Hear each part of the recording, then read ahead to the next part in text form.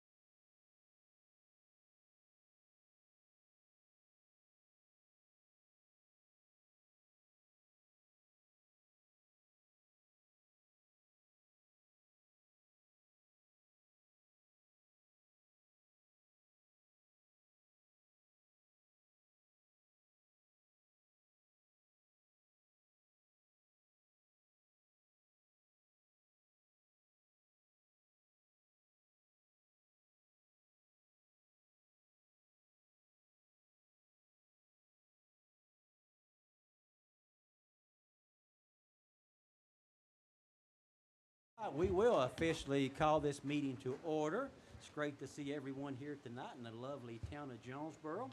And we're going to get started with our opening prayer by Vice Mayor Adam Dixon.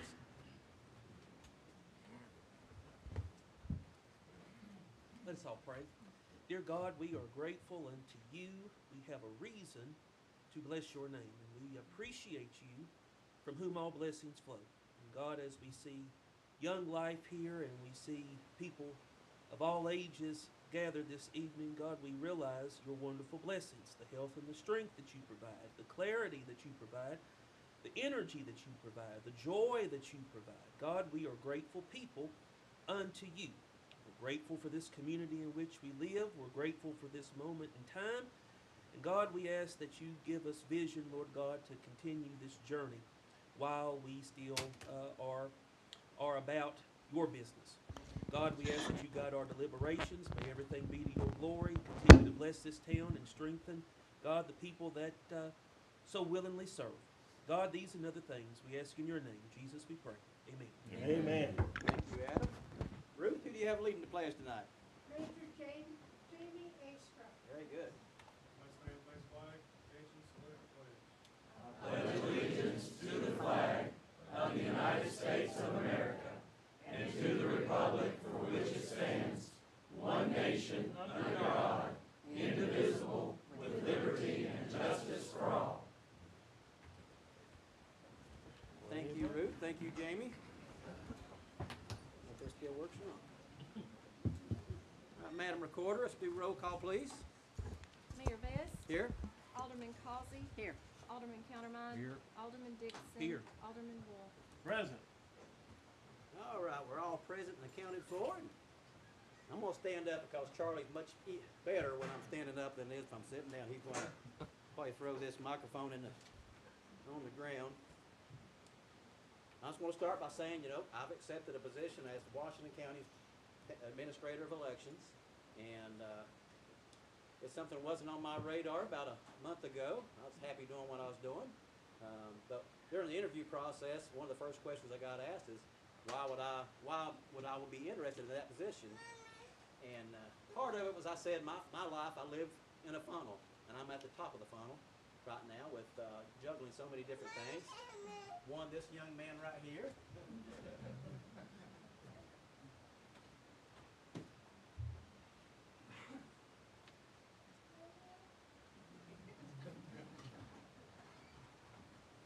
That's Charlie Vest, Mayor 2048, maybe? But my life for the last many years has been like living at the top of a funnel, and it's time to kind of narrow my focus down. So the offer a month ago, led to thoughts about what's best for my family and for me. And I know the town's in great hands with the people we have here. This board's outstanding. We got a lot of experience up here. Terry's been on the board 25 plus years. Adam Dixon's as good as they come. Kelly's a former mayor, and as I've always said, probably the best mayor the town of Jonesborough ever had. Virginia, decades of experience here at Town Hall. So the town is in great hands. But this is a chance for me to not just give up the mayorship. People, when they find out we do this for free, they go, "What? You do it for free?" And sometimes you take a little bit of abuse, but really about 90% of it is really fulfilling.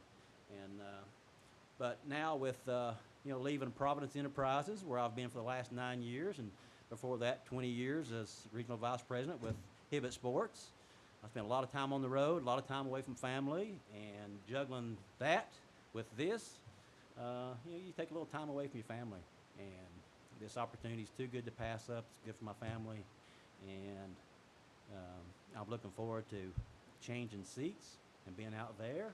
Whoever the mayor is, I'll be watching and making my residents' comments, maybe during citizens' comments. But I really want to say thanks to the community for all these years. It's been almost 19 years. And I got started in this when I was with Hibbett Sports, and I traveled a lot. And I loved the town of Jonesborough. I lived in Atlanta for a while, Tampa for a while, Charlotte for a while. But every time I'd come back to Jonesborough, it was always just something special about this town. It's beautiful. But I got back and felt like I had something to give. And I remember coming down to a meeting down here for the first time. And I think I approached Mayor Bledsoe at the time and said, "I'm thinking about running for alderman." She said, "You should." And Bob was town administrator then. Well, they paid a visit to my home probably a day or two after that, probably just to make sure I wasn't a nut and that I wasn't going to destroy the town, and sent me to see Bill Kennedy and other people, and they all gave their blessings. So I ran for the alderman seat, and I think there was about 4 or 5 of us running for 2 seats then. All great people, and I was fortunate enough to win that first election, and every election since then. So I appreciate the community's support all that time.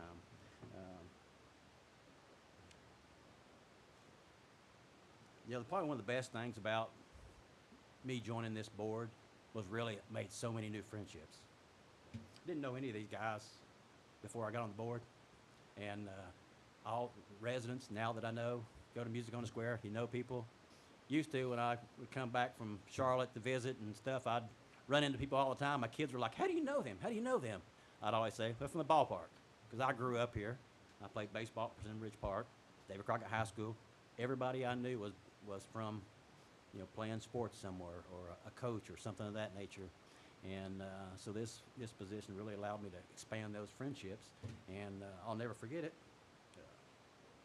But as I said, I felt like I had something to provide to the town. One was making sure that the town was better off financially, and we've done that as a board for the last 18 years. Our town's got more financially strong. It's got our financial rating now is better than it ever has been. So a lot of things this board can be proud of. Our infrastructure's improved. I remember my first probably year and a half on the board. Kelly and I were just becoming friends, and I was talking to him about one of my visits down to one of the residents who'd called me. It was Jimmy Hall. He called me. He lived down near Burton Rubber. He called me to come down as an alderman. He said, "I want you to look at this creek and tell me what you think." And I went down and looked at that creek, and it did not look like water going down that creek. Looked terrible throughout the county. So it's certainly time to do that. So we're in the same position really we were 18 years ago, except we're not talking wastewater now. We're talking water, and that's underway. I think we're getting ready to put it out for bids on our water treatment plant. Is that right, Glenn? Already out. Right. And those things take time. We would have done it probably 5 years ago if we could, but it takes time to design those things, get them approved.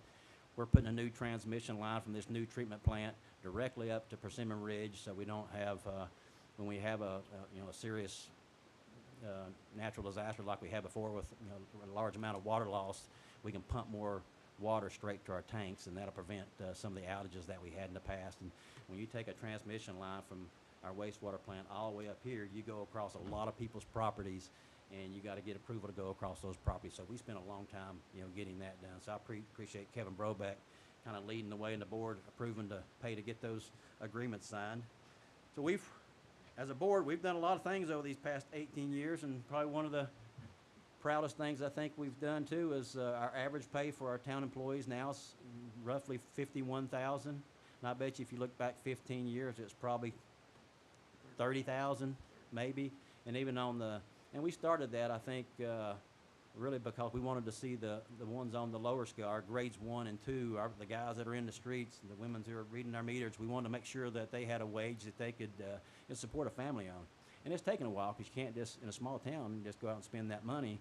But we've got people now starting out for the town of Jonesborough that can afford to raise a family. So getting that average pay to $51,000 has been a big accomplishment for this board. Something to certainly be proud of. I used to say when I first joined the board that we pay our employees with health insurance. And it was costing us a lot to provide insurance for our staff. And I said, but we're not paying them enough. And we started kind of slowly flipping that. And I think that's helped the quality of life for our town staff. I guess more than anything, these past 7 years, I've probably done more of it, and that's been more of a cheerleader for our town. I love bragging on the tree-lined streets, the flags flying downtown, how welcoming our community is, the people in it. I've probably enjoyed that as much as anything as mayor, just bragging on our town. Now, you all might be here to talk about the budget that we're going to approve on first reading tonight. We got 2 readings, but I started reading some of the articles today, and they can be somewhat misleading for a small town. We're at somewhat of a disadvantage. One, we're starting at less than 97 cents. So when your property tax that low, any kind of increase sounds like a lot. So if I can explain this clearly to you, I was trying to explain it to Brittany, my wife, that every time the town of Jonesborough raises our percentage from 97 cents to 98 cents, that collects another $30,000 for us. That's not a lot when you start trying to put in a sidewalk that cost $100,000. So every penny is worth $30,000 in revenue to us. You go to the city of Johnson City, every penny that they collect is worth $210,000. For the county, every penny they collect is worth $500,000. So we want to pave a street. Paving that street might cost us $60,000, town of Jonesborough. Well, it's still going to cost the county and the city of Johnson City roughly the same thing. So we're at somewhat a disadvantage when we do major infrastructure problems or projects. And that's where we're at today. Costs were pretty high the last few years, and they're somewhat moderating now. And now's the time to get back out there and pave a lot of streets. When you pave a lot of streets, you got to pay for them. And I always say that this town here, it's an extension of your home. This is a service provided for your home. When you have an alarm system or you have a fire, public safety is going to be called. Those guys got to respond. And that's where your tax dollars are going, is really for public safety. If you look at our budget, almost every dollar of property tax can be accounted for in public safety. Probably less. Public safety costs us more than we collect in property taxes. So Jonesboro is an extremely, extremely efficient little town when you talk about property taxes. People can say, well, the value of everybody's homes went up over the last 5 years. You should be collecting more property taxes. That's not necessarily the case, because when the equalization of everybody's homes was announced last year, the town of Jonesboro, we chose to keep our tax rate the same. So we're not really collecting a whole lot more property tax just because everybody's home's value went up. We could have somewhat raised our rates and would have collected more, but we didn't. I think we knew the county was in that situation where they had to. Governments had to. Like I said, we're an extension of your home. It's more costly to live at home. Those same costs get filtered on down to the governments that supply services to you. So that come from sales tax dollars, permit fees. When I hear people talk about you know, people moving here, why aren't you charging all these developers more money? Well, we have. We've doubled the permit fees and cost to builders of homes here in town. This man, he supported them. And and I've always been somewhat hesitant to brag about that, because when you increase the permit fees to build a home, what happens? It just gets passed right on to the person purchasing the home. But that's probably the right way to approach it. But we've collected almost double the revenue in the last few years in permit fees to try to help with infrastructure projects, paved streets and things like that. But we're not paving streets because people moved here. Some of these roads haven't been paved in 50 years. Parsons Circle getting paved today. I don't know when the last time it got paved. High Street getting paved. McCoy Circle up there is getting paved. That's been decades and decades that they've never had a good paving. So that's not because of new growth. The water plant's not because of new growth. That was planned well before anything. It's just gradually taking care of your town, just like we did in the wastewater system, almost 20 years ago. And it's not easy. There's nobody up here. We always try to avoid raising taxes, but you got to take care of your home, and if you don't, your roof's going to leak.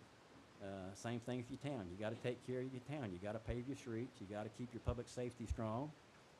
That's priority number one. So I feel somewhat for these guys and gals for where they're at, but there's a reason for it. So I'm here to give you my opinion. I hope people take mercy on them, because there's a reason for it. And again, we'll still be 20% lower than anybody else around here. And with all we offer, all our parks, that's pretty dang good. So should be proud of that. With that said, when I move on, at some point, Virginia and I were talking, she might move on. Adam, he's the young guy up here. We've got to have new people to take our place. And I always say we got to have people that'll take care of Jonesborough the way people did before us and the way we have. We want to keep it be a welcoming town. I think it needs to always be a patriotic town where everybody loves each other. And so we're looking for people to fill these chairs in the future. And we've kind of put a lot of people on committees the last few years. I see Colton Brasher, he was over here somewhere. He got put on a historic zoning. We try to find people that we notice around town that has past potential. Got Brian Ponder back there. We recruited him from Johnson City. Who knows where he might end up? But he's on some of our committees too. And Bill Graham here can be a valuable contribution to our town. So Dana Helvey, yes. On our flag committee, Jen Richmond on our flag committee with Ruth. People do great things. Most everything here in Jonesborough is done by volunteers. We got a town staff, but really there's hundreds of volunteers, including all these folks, but all our committees. That's why it's special, and that's going to continue. So it's been my honor to volunteer to serve. I thank you for allowing me to share my time with you all and my family. Thank my family for being here. I got Avery and Nick over here. Nick served on our planning commission for many years till he moved out into Gray. My wife Brittany and Charlie you saw, and so it's important that we take care of this town, and I know these guys will do it, and gals. And so it's been my honor, and time for me to narrow my focus. So with that said, I'll be resigning my seat effective now, and look forward to seeing how this board takes over at this point. With that said, I'll turn this over to Vice Mayor Adam Dixon.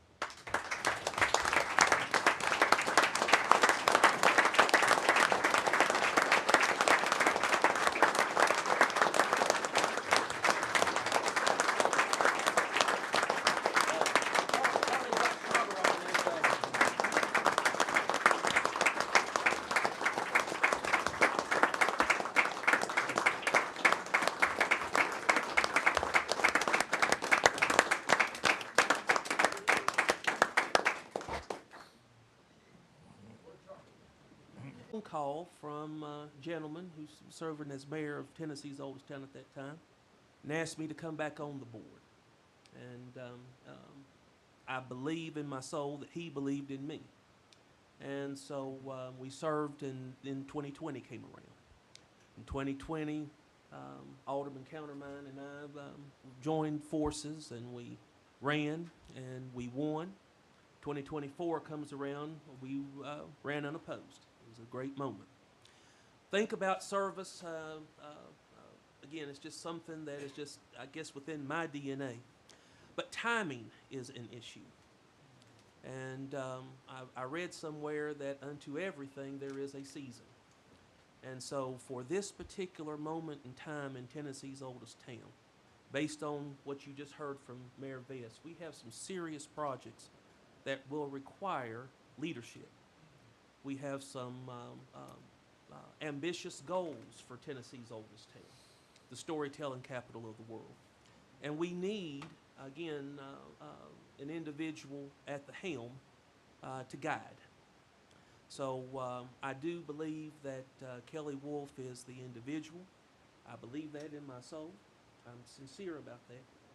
And to serve as the mayor of Tennessee's oldest town. As Mayor Vest said, we saw a decade of leadership under Kelly that was phenomenal. And I'm very excited to see what lies in our future. Now, that said, period there, I guess I should calmly say, I'm excited to see about our future, period. Now, that said, the floor among Alderwoman Causey, Alderman Countermine, the floor is now open for nominations for this role. All right. Been properly moved? I'll second it. Properly moved and seconded. Ms. Jennings, any other discussion? Ms. Jennings, if you'll call the roll, please. Alderman Countermine. Aye. Alderman Causey. Aye. Alderman Dixon. Aye. And Alderman Wolf. Pass. Ladies and gentlemen, if I'm speaking correctly, I'd like to introduce to you your mayor, Kelly Wolf. All right.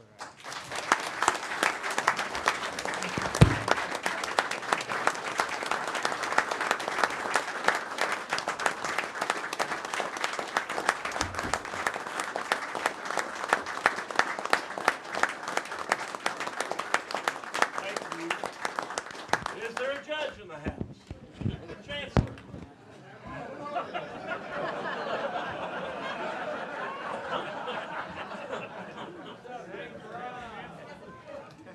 You all heard about the 5 Ps, correct? Prior planning, event, poor performance. Yes. Judge, good to see you, sir. Good to see you, sir. Where would you like to do this, Your Honor? Well, I would say let's do it here. The only thing I ask you is, I remember back to our first swearing in, and I've known this young man since we were both in high school. We competed for 8th grade. We competed for first or second chair trumpet all the time in the high school band. And I can't remember who won more, but it doesn't matter. But he thought it would be really funny if he gave me about 3 lines to remember on the last swearing in. So I'm going to ask him in front of God and everybody here to keep it brief, because my brain ain't what it used to be. I'm the same age, I'll keep about 3 words. Okay. But if you're ready to assume the office, Mayor Wolf, repeat after me. I solemnly swear I solemnly swear that I, Kelly Wolf, that I, Kelly Wolf, possess all the qualifications possess all the qualifications prescribed for the office prescribed for the office of mayor, of mayor as prescribed as prescribed by the charter by the charter to the need. And the need was, so, I want Chuck to come back in here, please. Chuck, you still here? All right.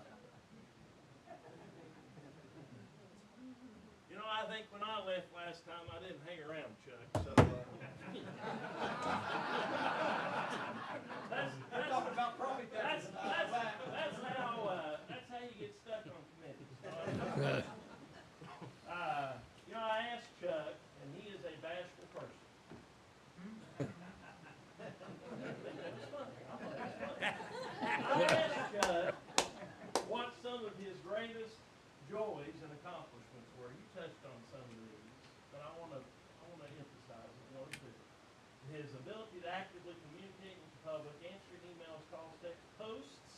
whether negative or positive, so residents can be reassured of decisions that were being made, being in the community's best interest.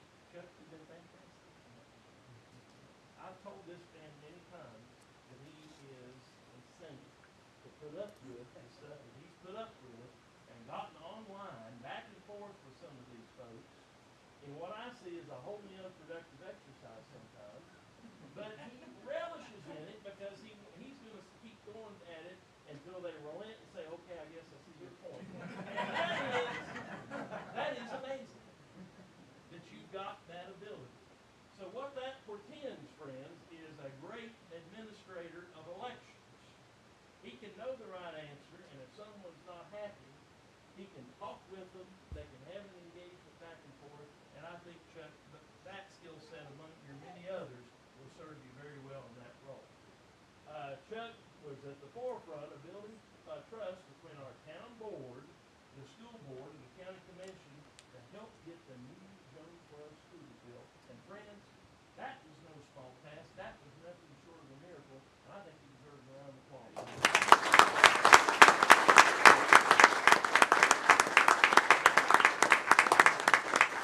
$43 million and a pandemic later, we have the best new school in Northeast Tennessee. And I couldn't be more proud of it.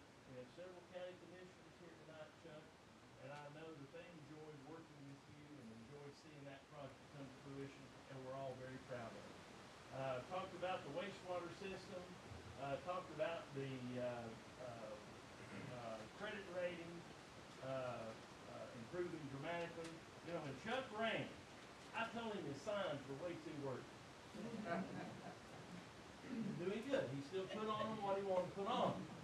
But it said, and help me, I'm going to try to paraphrase, business experience for, what did it say? Chuck Bass, Alderman, and then it said what? For positive leadership. For business experience for positive leadership. I said, Chuck, nobody's going to read that. He'd say business guy or run it like a business or something. But Chuck has consistently taken a business approach to his time in town government. And it's given great results to our town. You know, when we're deliberating, when we have ideas and notions to vet, Chuck has always looked at them with a critical eye. He's always been unafraid to engage and give his God-given talents and blessings to the town. So you've seen somebody as a public servant take the gifts God has given them and put them to use for the people of Jonesborough in a spectacular fashion. He's promised that he will not be a stranger. We just don't want him in citizen comments. Please give me a minute. Okay. But you're welcome anytime, brother. We love you. We're very thankful for you, Chuck, and you've been a fantastic man.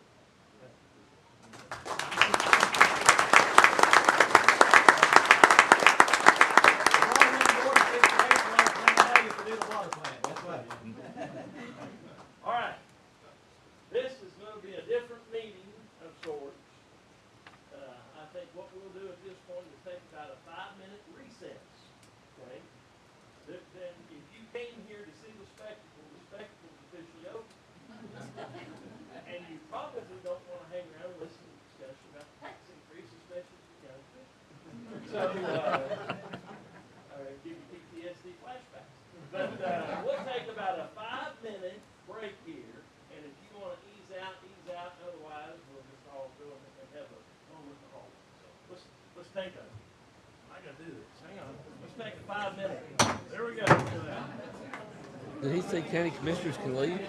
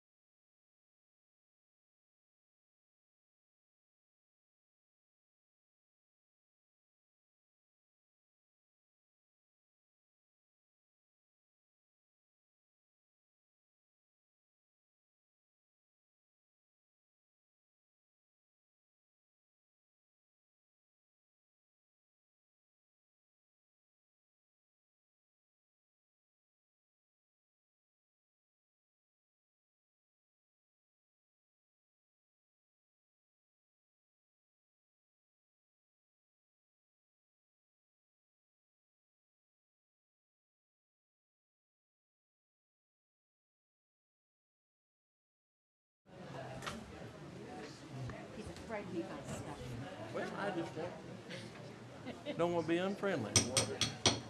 Let's re-adjourn.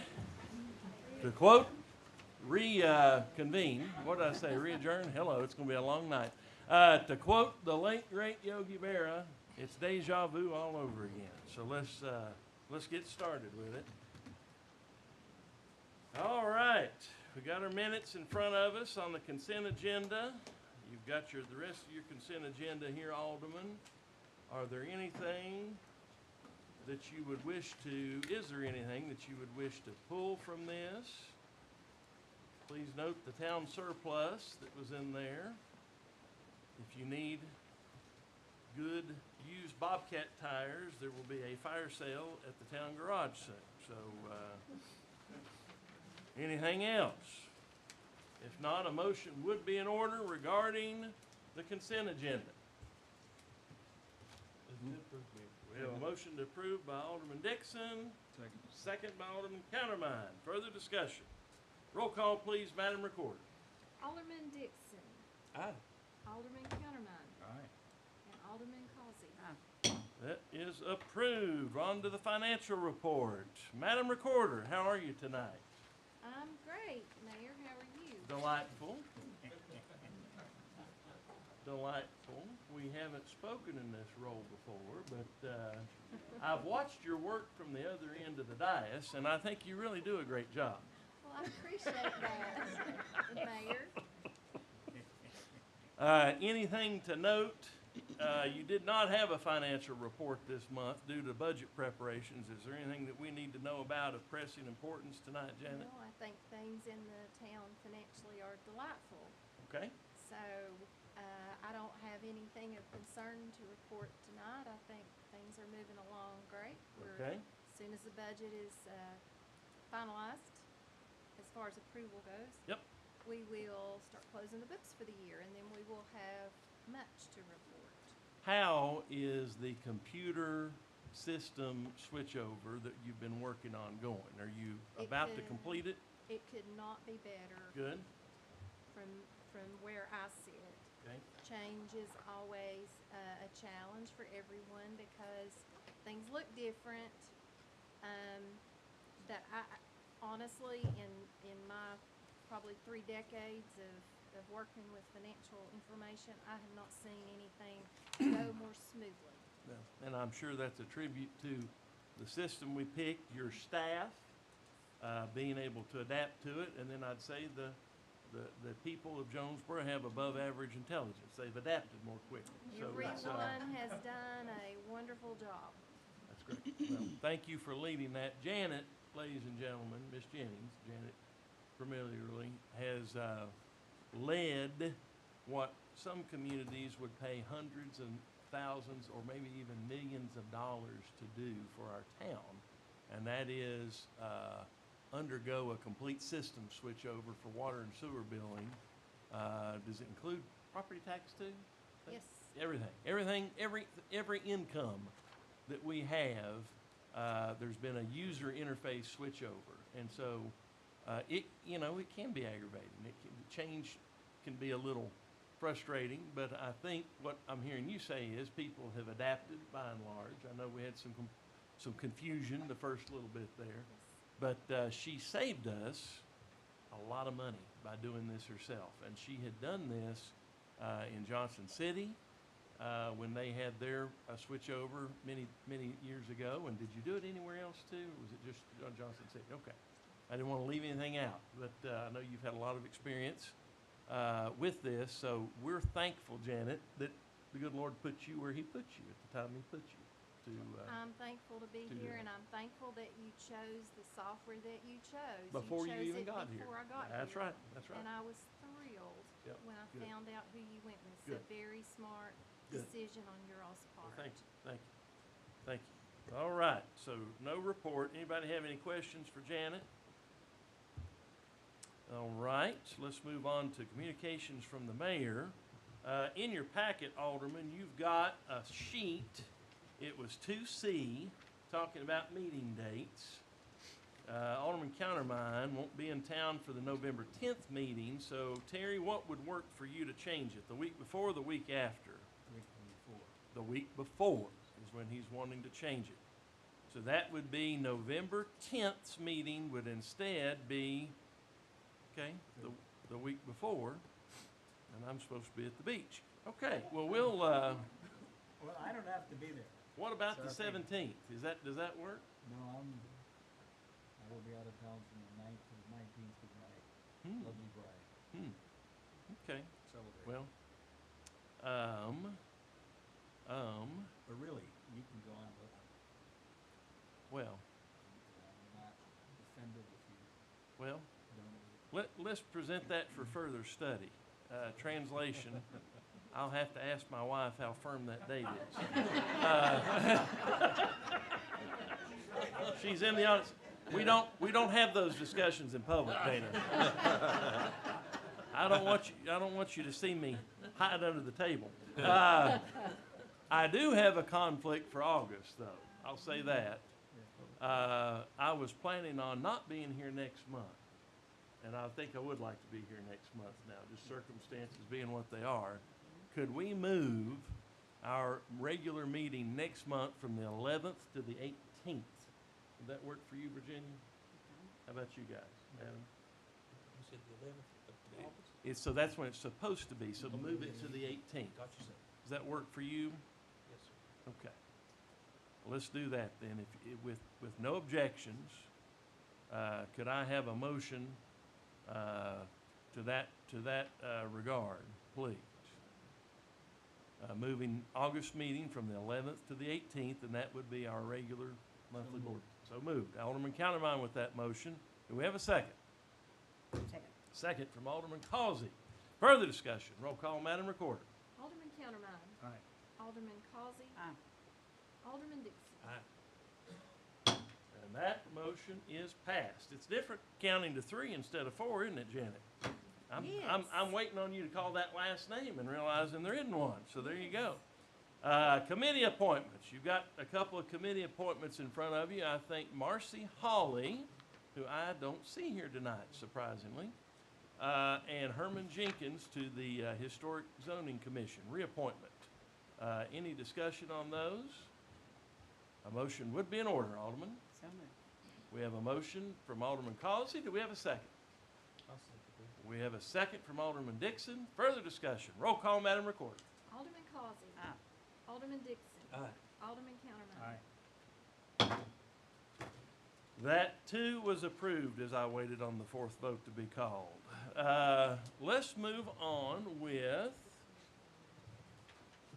Employee of the Month.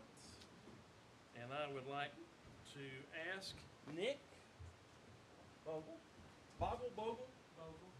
want to get it right, Nick, to come on down, as Bob Parker used to say.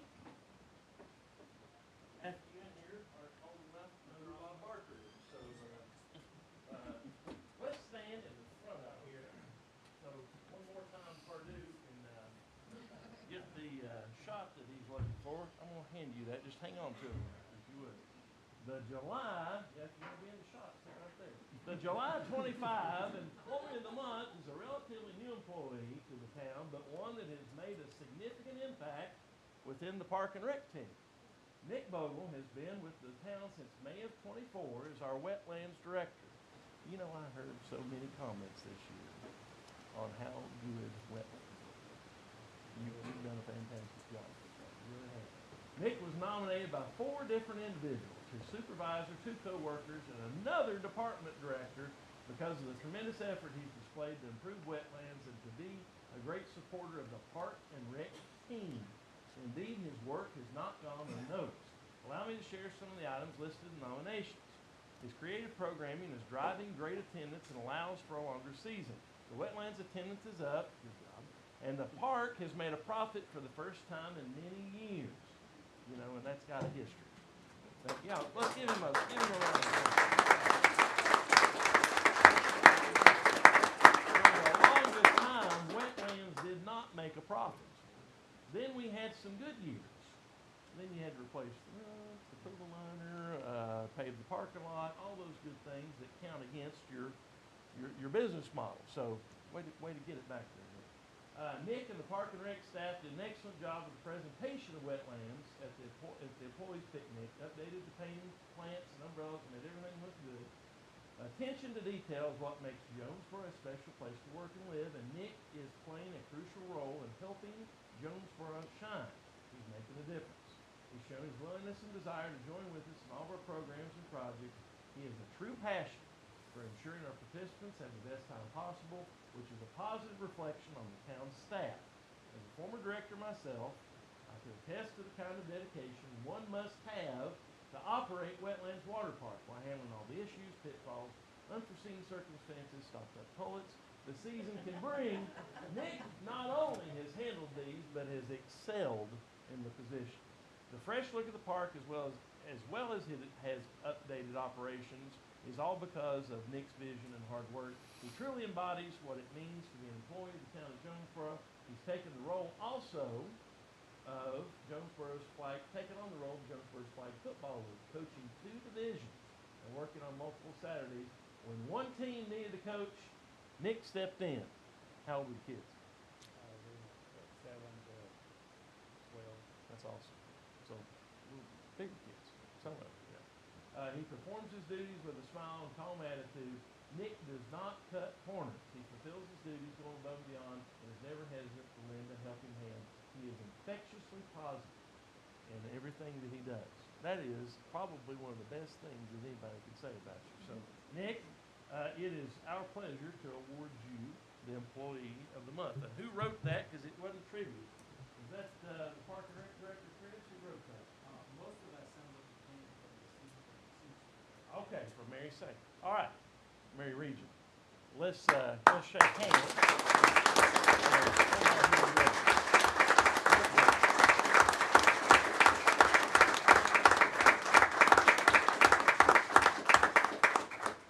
You can do one more time. I told you to do it.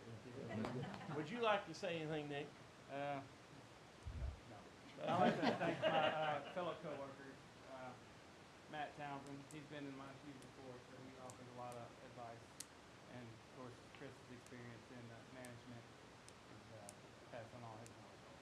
Very good. So, good teamwork. Taking that and line a bird cage, frame it, whatever you want to do with it. But congratulations, Nick. You are valued, and we appreciate the job you do, Nick. Thank you. Yes, sir. Very much.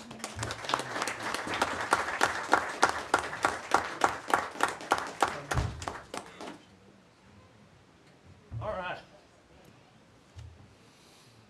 So, looking at this role with new eyes, it is apparent to me that we need to take care of getting a couple of things off center.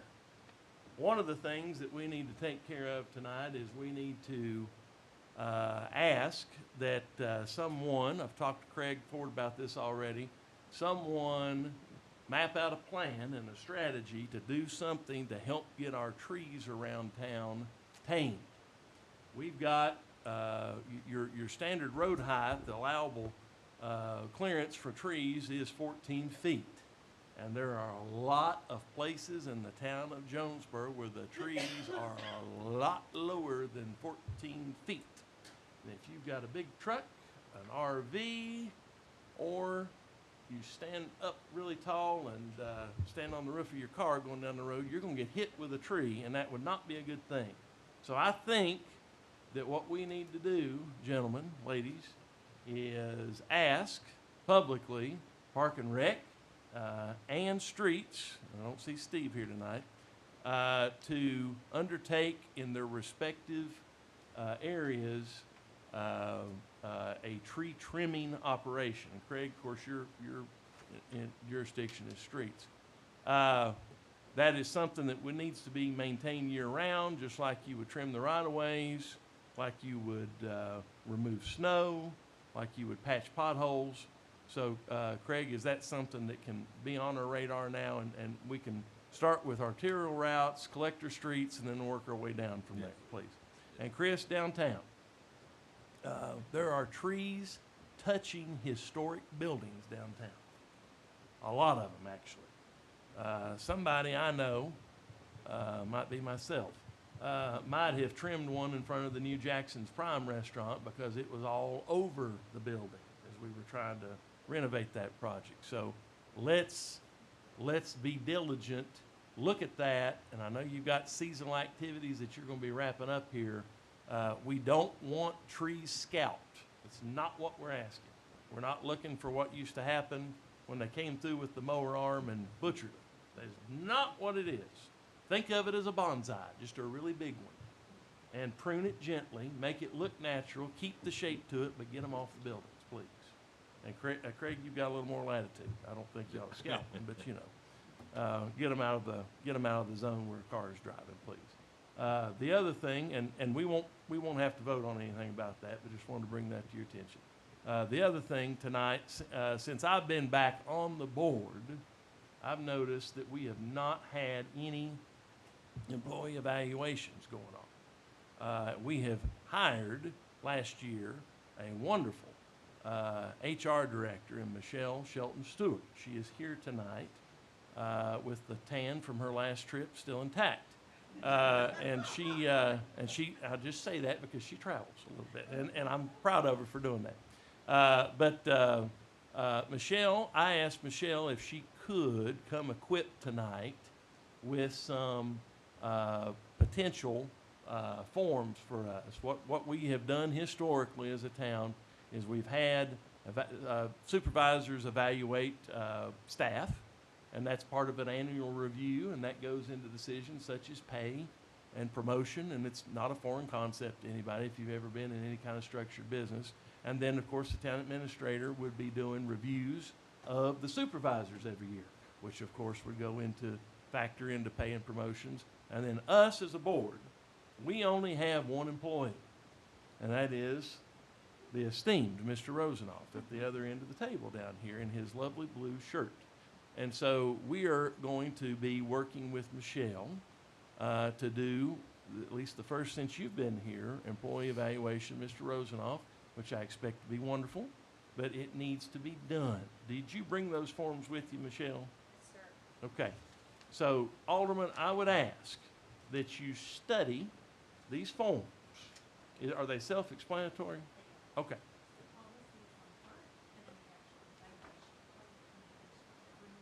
Okay. This is for all the employees? Uh-huh. Yep, everybody. And would you give one to Mr. Rosenoff as well? I will get you. Okay, okay. First thing in the morning. I'm over in town. Okay. Next, our next regular board meeting is the 30th of this month. And so if you have, please review this, and if you have questions, concerns, revisions, suggestions, whatever, talk with Michelle individually during that time. And then I'm going to ask her to be able to bring that back to us for approval at the 30th so we can go ahead and begin this process. And I would personally like to see this wrap up in 60 days. If that's unreasonable, so be it. But, you know, surely that's a number we could shoot for. So just think about all those things. And next month, or next meeting, please be prepared to talk about it if there's any issue. Is the meeting the 30th or the 29th? Is it the 29th? It's the Well, It's not on 29th. Wednesday night. It's on Tuesday night. okay. That's Tuesday night. Let me look. I could be misquoting my calendar. It is the 29th. You are correct. It was my haircut I saw on the 30th. Okay, all right.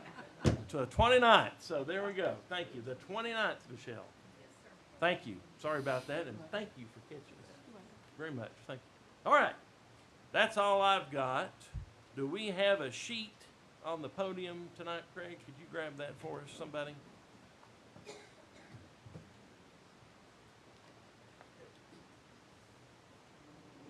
Thank you. Thank you. Okay. We have one signee tonight to speak, and he wishes to speak on the budget. Lon, are you still here? There you are. Come up, please. And if you just give us your address for the record so we can get it on there right, Lon. All right, I'll speak to everyone because most people don't know me. My name is Lon Reed, And I should have said, Lon, 3 minutes. 3 Okay. minutes. Yep. 601 East Main Street in Jonesborough. I came to Jonesborough about 1950 with my family. This is my home, except for the 30 years I was in the military. This has always been my home. I came here for leave. When I retired over 20 years ago, I came back home. I've got a lot of friends here, older. They are bowled over by this proposal for a 28% increase in our tax base. That's just ridiculous. I'm sorry, but if you come to people with 28% increase, that's mismanagement. Now, I've got a house here. I've got a house in Johnson City, and the tax rate there is 1.35, I believe. I've got one in Mayoral, which is a high tax rate area, Blount County, 1.5. But they both support school systems fully. We don't. We have become essentially a venue. We're not an active town, really. We try to be.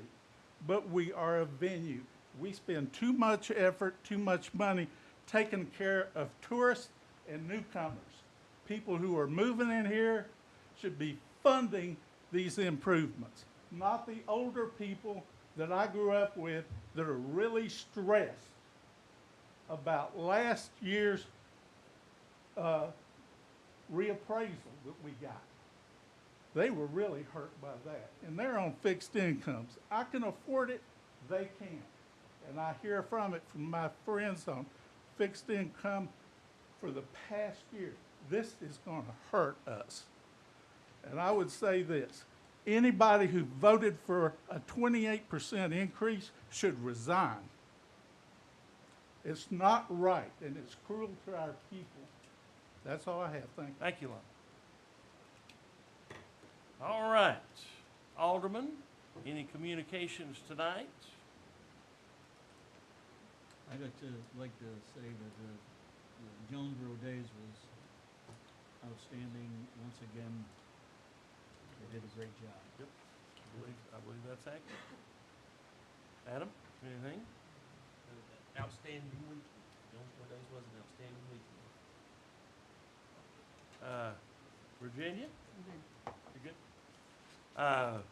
Participating in the parade again this year, you saw all kinds of patriotic floats. You saw all kinds of folks proudly out in their best cars, their best clothes, their best flags, best whatever.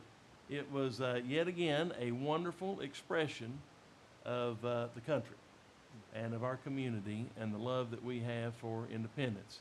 You know, next year, friends, is a really, really big year.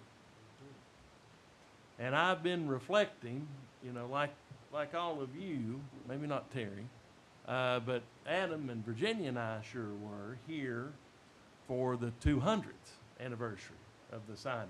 Well, you weren't here for that one. You hadn't made it yet. Okay. Welcome. Welcome to the next big celebration. Yeah. You know, it's going to be something worth doing right. And I would like us to consider, friends, putting together a 250th birthday committee for the town, for that celebration. I think my mother was actually wearing some kind of a lace hoop dress that she sewed herself in 100-degree heat during Jonesborough days to help celebrate 1776 there. So she was definitely a resilient person to be able to do that. But it was the Washington County Home Demonstration Club, I think, that participated in it. And I remember her making that dress, and I remember her wearing that dress, and I remember that dress was wet when she got done walking in whatever parade or display or something that they had that weekend. So I think it would be fantastic for Tennessee's oldest town to lead Northeast Tennessee in the 200th birthday celebration of America and really have a blowout. Is anybody interested in that? Yes. Okay. Actually. Virginia? Okay, all right. So we'll work on that.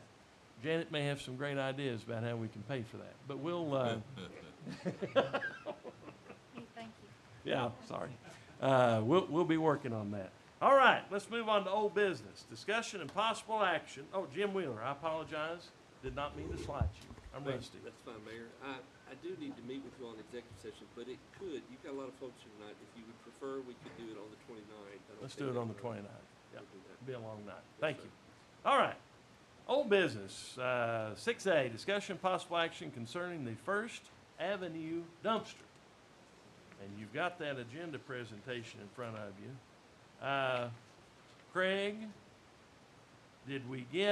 Terry, did we get clearance to work with the Methodist Church? Okay. It'll just require a written agreement once we're finished. Is that what? Well, Jim will have to do that, but the church has said they definitely. Okay, wonderful, wonderful. Is that okay to go ahead and proceed and do that afterwards? Okay, great. Now, let's talk about, Vince is here. Hey, Vince. Vince, ladies and gentlemen, raise your hand. Stand up, Vince, stand up. Vince is our wonderful, passionate, highly educated, enthusiastic, and dedicated solid waste director, and that's not puffing him up. That's really who he is. He is the best thing since sliced bread when it comes to solid waste, and we're very, very, very fortunate to have him here in Jonesborough, I'll just tell you. Have you guys been involved in a discussion about the angle of this thing and which one's going to be better, Craig? I have been accused on occasion of being a little bit on the OCD side. No. We recommend option 2 simply because it's symmetrical to the parking lot. Yep, lines And up with it. It's Yep. lined up with a parking lot, plus that corner is not hanging out close to the street. We can probably build it another foot or 2 wider where we could actually angle the dumpster on the inside of it, but we're recommending option 2 because it lines up Okay. with the parking lot. Okay. It'll look better. And the smaller lines in front of the red lines, the 2 lines at an angle, is that your proposed angle of the driveway approach? In option 2. Yes. Yes, sir. Yep. Okay. Any questions, Alderman? Do you see what we're talking about? You'll actually position the dumpsters in that structure at an angle. And the driveway would be angled because Vince's trucks are not the most nimble or versatile. Right. Yes, sir. The least turning we can do on that parking lot in a truck that size, the better. You saw what it did to the Gillespie building. Well, technically, we're on the city street, are we not? Ish? We are, but it's got to turn around. Okay. So, Well, we have the parking lot under lease, and if we booger it up, we gotta fix it. right. So, Yes, sir. Yep. Very good. Any questions for Craig on this, Alderman? We do have a line item in the budget for this project. That is one of the many things that we're doing. And I've contended for a while now, you know, we did water, we did power, we did sewer, we did gas, we did fiber, we did brick sidewalks, we've done decorative street lighting, decorative landscaping. We've done all manner of infrastructure downtown, but we didn't do any solid waste infrastructure downtown. And instead of having trash cans scattered from here to eternity, this is the way to deal with solid waste in an orderly manner. This would serve the block, as we've talked about, consisting of the Eureka Hotel, the JRT, the Stage Door, and the Jackson Theater. And they would be designated users of this dumpster. It will be far more attractive, user-friendly, and sustainable when it comes to how this looks and functions for our downtown. And I suspect this won't be the only one that we undertake. There used to be a central receiving area behind the courthouse. It has not been used in a long, long, long time. It would be nice if eventually that could be reactivated for some downtown businesses to be able to use, so they don't have to keep cans everywhere. So we're trying to be proactive. We're trying to think ahead. We're trying to keep things aesthetically pleasing. That's what this is all about. And this is a project where we anticipate you will never regret 20 years from now building a dumpster to help handle this kind of capacity. So, any questions? Mayor, if I could, I don't, I'm just concerned about being clear enough that since it's actually on private property, obviously the board has to approve us to do the work, and we Yes. would need the agreement in hand with the church and the town signed before we could actually have town staff do the construction. Okay, that's fine. That is fine. Any other discussion? All right, a motion would be in order then, friends. Option 2 is the recommendation. I so move, option 2. We have a motion to approve as presented with option 2 being the choice. Is there a second? We have a second. Any further discussion? Roll call, please, Madam Recorder. Alderman Counterman. Aye. Alderman Dixon. Aye. Alderman Causey. That is approved. 6B, discussion and possible action concerning West Main Sidewalk renovation. You have this in front of you. Now, this is an item that has been discussed before.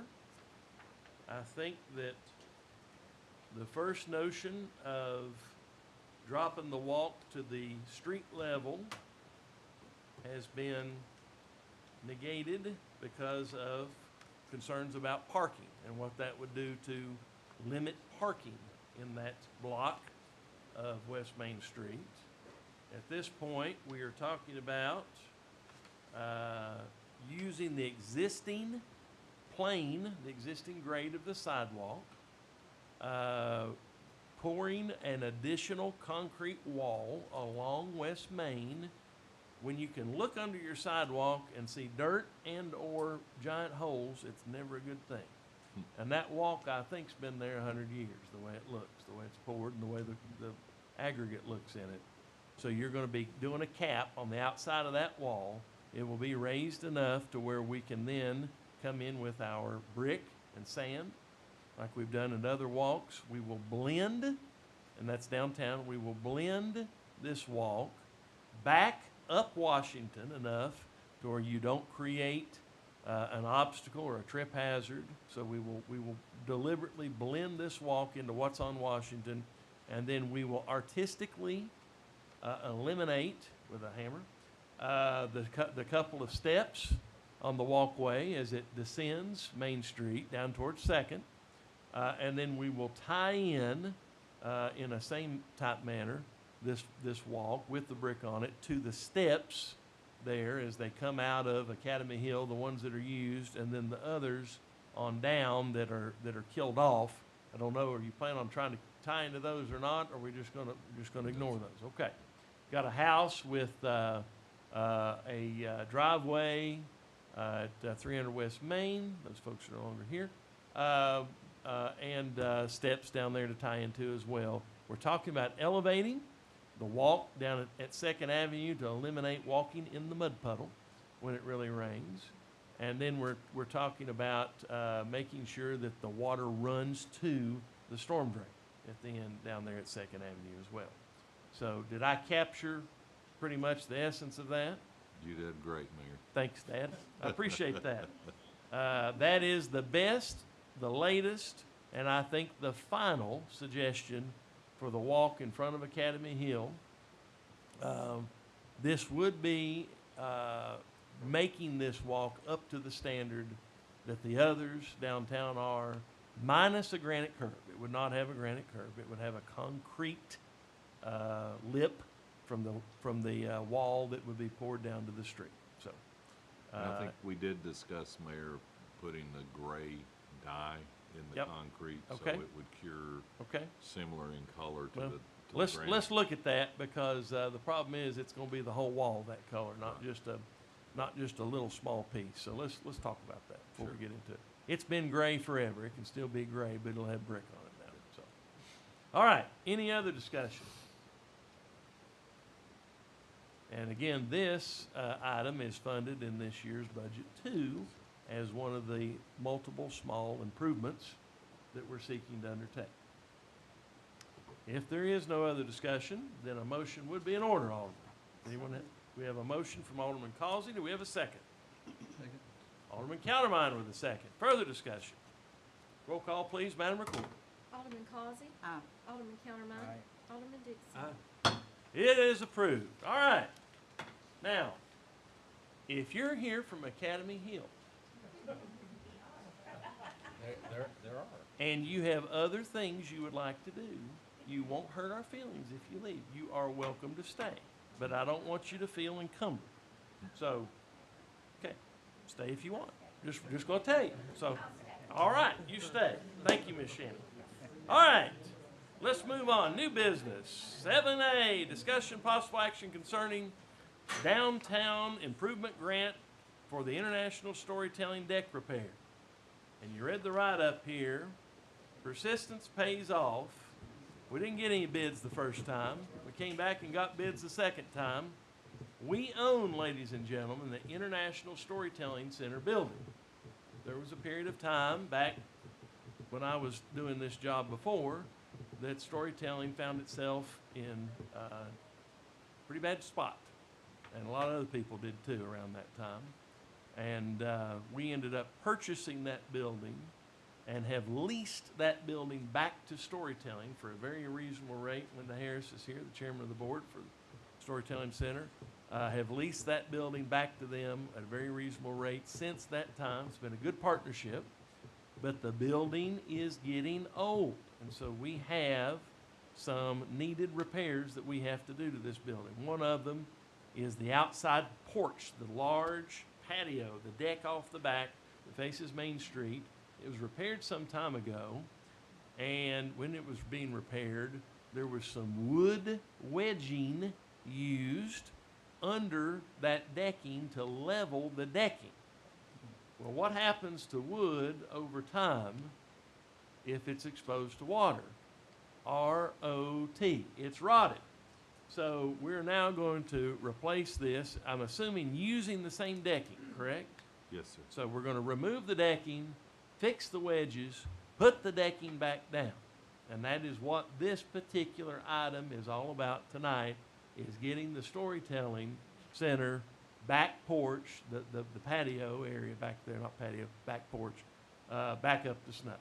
So anybody have any questions? And we did receive a grant, by the way, to cover almost all of this. I think we've got about a $9,000 number that we would be responsible for. Is that about right, Craig?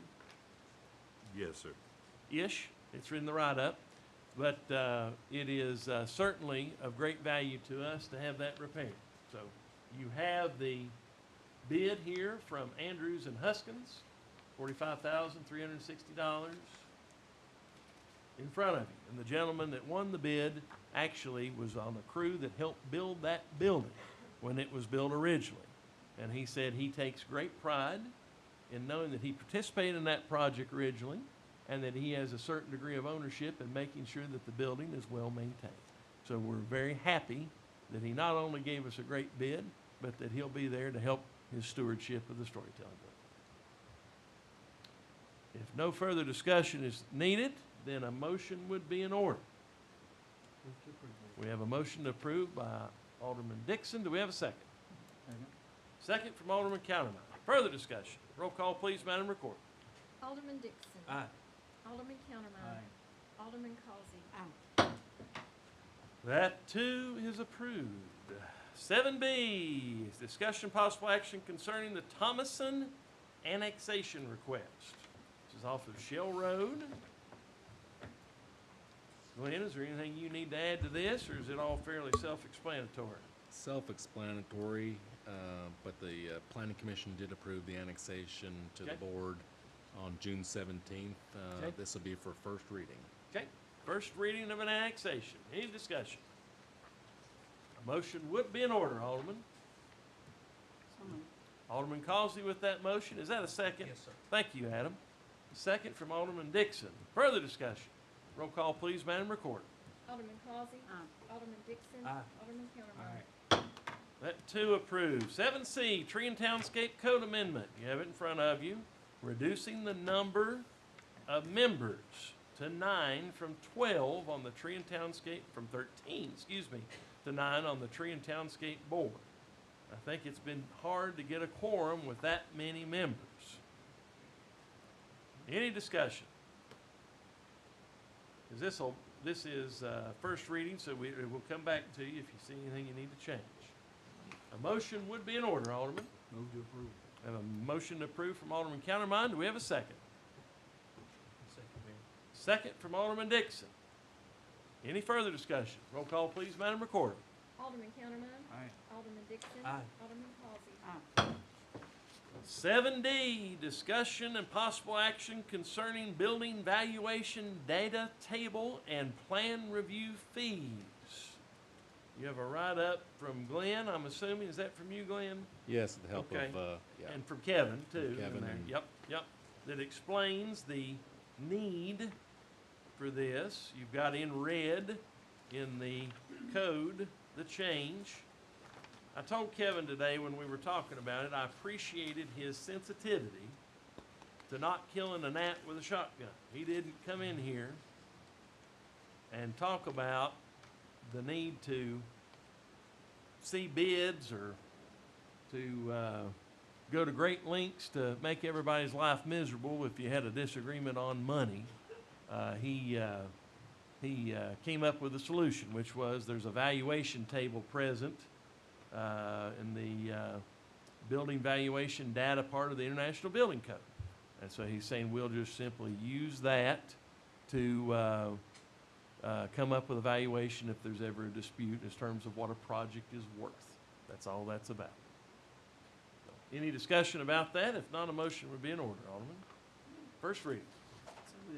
A motion from Alderman Causey. Do we have a second? Second. Have a second from Alderman Countermine. Further discussion? Roll call, please, Madam Recorder. Alderman Causey. Aye. Alderman Countermine. Alderman Dixon. Aye. That too is approved. Okay. 7E, our first Frontier Walkway Phase 2 bid. Now this is exciting. What you're going to see here, friends, is another step or two or three towards completing a promise that we made to the governor when he gave us $2.4 million to build the first Frontier Trail connection to Johnson City and connect to the Tweetsie Trail. It was a comprehensive plan. It involved several different routes in Jonesborough seeking to tie different parts of of neighborhoods into a central trail on Main Street that is already stopping at Headtown Road. We'll soon have another phase that goes from Headtown to our city limits. Saw the county mayor here tonight. The town and the county applied successfully for an LPRF, Local Park and Rec Fund grant, for $1.7 million to bridge the gap between Sunny Slopes, which is where Johnson City city limits ends, and our city limits there near Timber Ridge subdivision. So the project is fully funded. I'll say that again. The project is fully funded to connect downtown Jonesborough with the Tweetsie Trail, which will connect you to Elizabethton and eventually to Hampton. Now think about it. If you want to get out and stretch your legs, that's a lot of stretching. But it's really special. And in terms of outdoor recreation, Governor Lee has made it a priority for people to be able to enjoy the outdoors and the natural beauty of our state. We're very, very thankful for that. He's going to change lives in this little town for a long time to come. It'll give all kinds of kids and adults, anybody else in between, there's middle ground there sometimes, the opportunity to get out and ride your bike, ride your skateboard, walk, run. I see people running up East Main and walking up East Main Street all the time on that portion that we've got built. And when you finish this thing, it's going to be something that it becomes accepted fact based on how great it is to have this trunk connecting so many different communities in our town. So I think it's a fantastic thing. This one goes down Spring Street.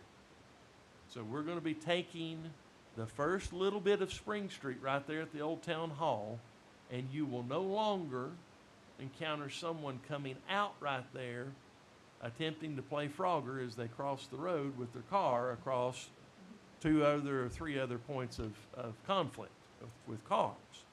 What we'll be doing is that'll be a one-way all the way down to Franklin Avenue. So that's your first major road that you come to. We will be doing a sidewalk through that area where you can safely walk down to Franklin. You will be able to cut up Franklin and tie back into the donut. You're going to have a nice sidewalk in front of your house finally. I remember we talked about that a long time ago. It's taken a while, but you're going to get it. Cut back up and tie back into the one on East Main.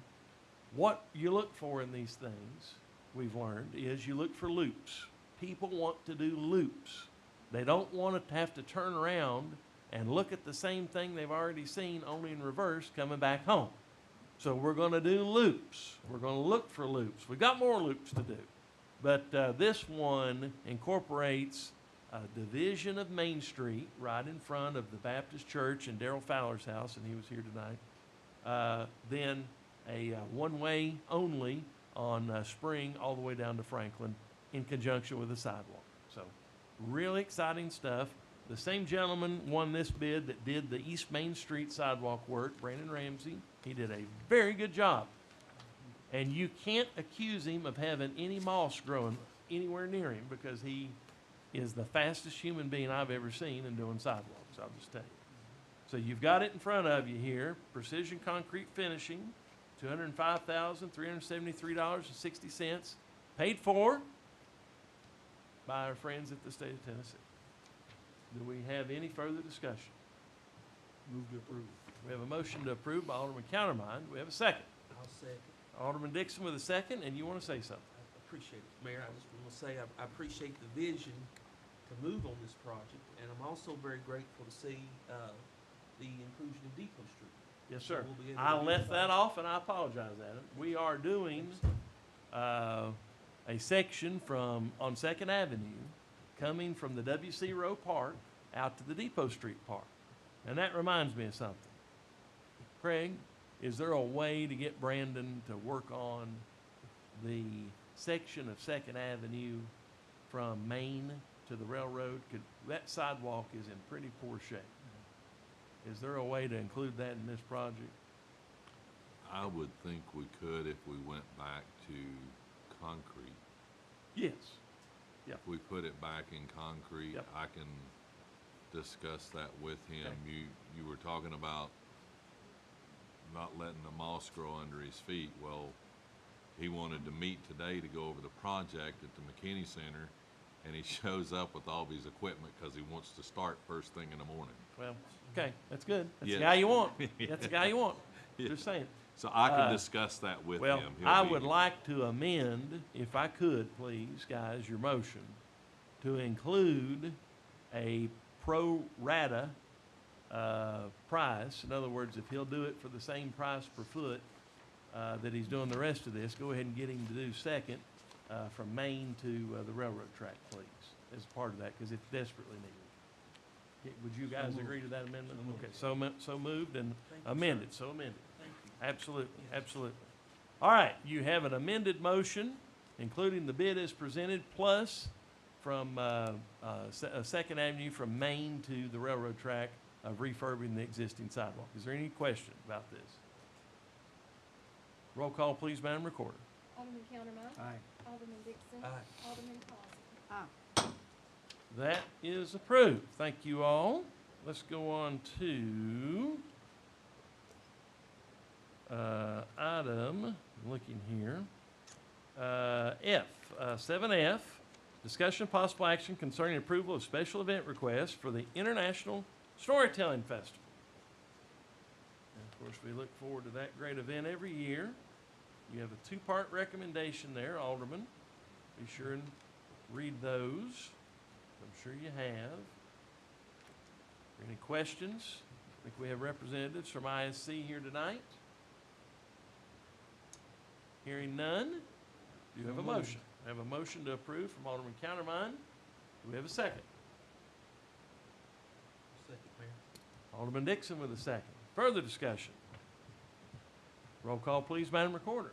Alderman Counterman. Aye. Alderman Dixon. Aye. Alderman Causey. That was approved to FB, the Jonesborough Locally Grown Winter Farmers Market. You have that in front of you here.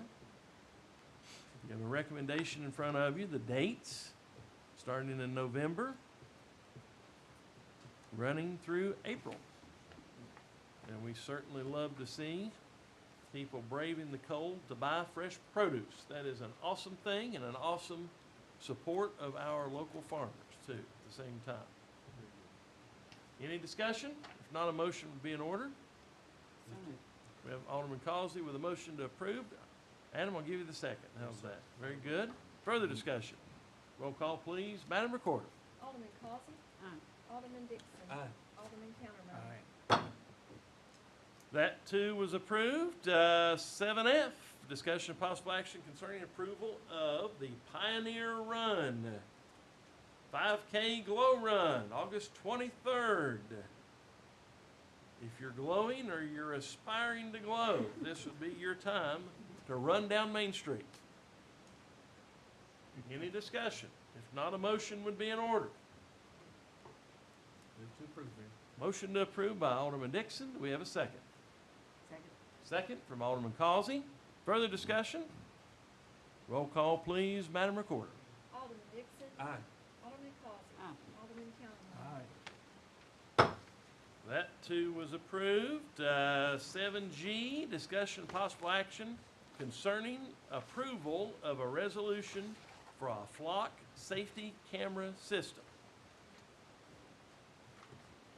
Now let's talk about this a little bit.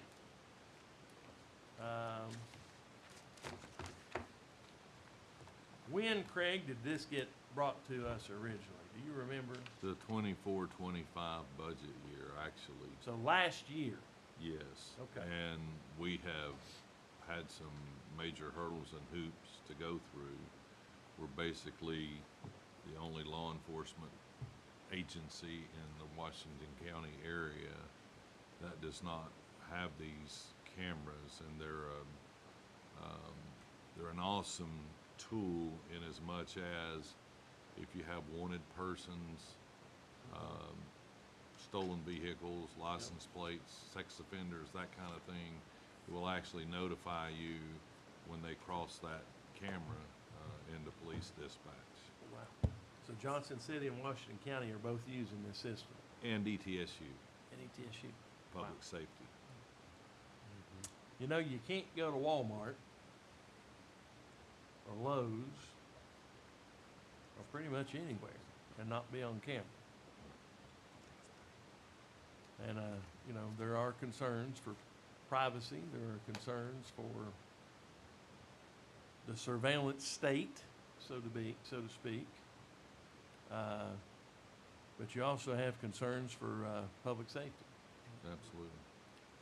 And we are, fortunately, and sometimes unfortunately, the recipient of a lot of traffic that flows through our town, going somewhere else. What's the count, the legit count on 11E now?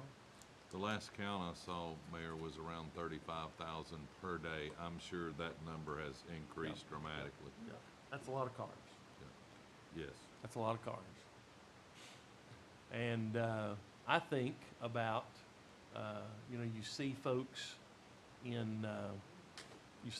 around in town that, you know, you hadn't seen before, and, you know, I'm always friendly, and you talk to them. I don't ever want to think the worst of somebody when you meet them. But unfortunately, if you're seeing 35,000 cars a day coming through our town, statistically speaking, there's some trouble. Yes, sir. So that's what we're faced with. We're faced with a trade-off of safety versus freedom. And if you're being monitored anyway, everywhere else you go, literally, including the airport, you know, you have to ask yourself where your priorities lie. So I take it that our public safety department strongly in favor of this as a tool to use to protect the people of Jonesborough. Would that be accurate? Yes, sir, not only in discussions they've had with the companies, but also with the sheriff and the public safety director at ETSU and Johnson City. It's my understanding that Johnson City is gonna be purchasing many, many more of these cameras in the Johnson City area. How many are we talking about for Jonesborough? We're talking about initially 3 that would be positioned at various locations within the town. Okay. Are they major thoroughfares? Are they, I mean, I'm not asking for the Yes. okay, Yes, sir. for the Yes, sir. location, okay, all right. Well, I would think that would make the most sense. Yes, sir. Yeah, yeah. Since you're obviously doing plate reading technology as Right. well. Yeah. Okay. All right. Anybody have any questions?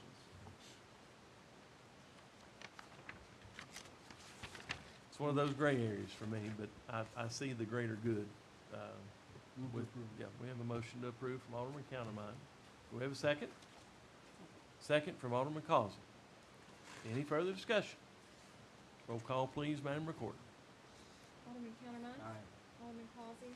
Alderman Dixon. Aye. All right, that too was approved. Let's get the ball rolling here again.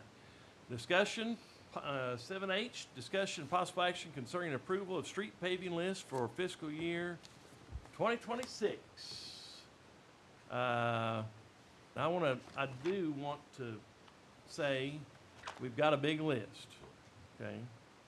And we don't have an unlimited budget, and we're going to be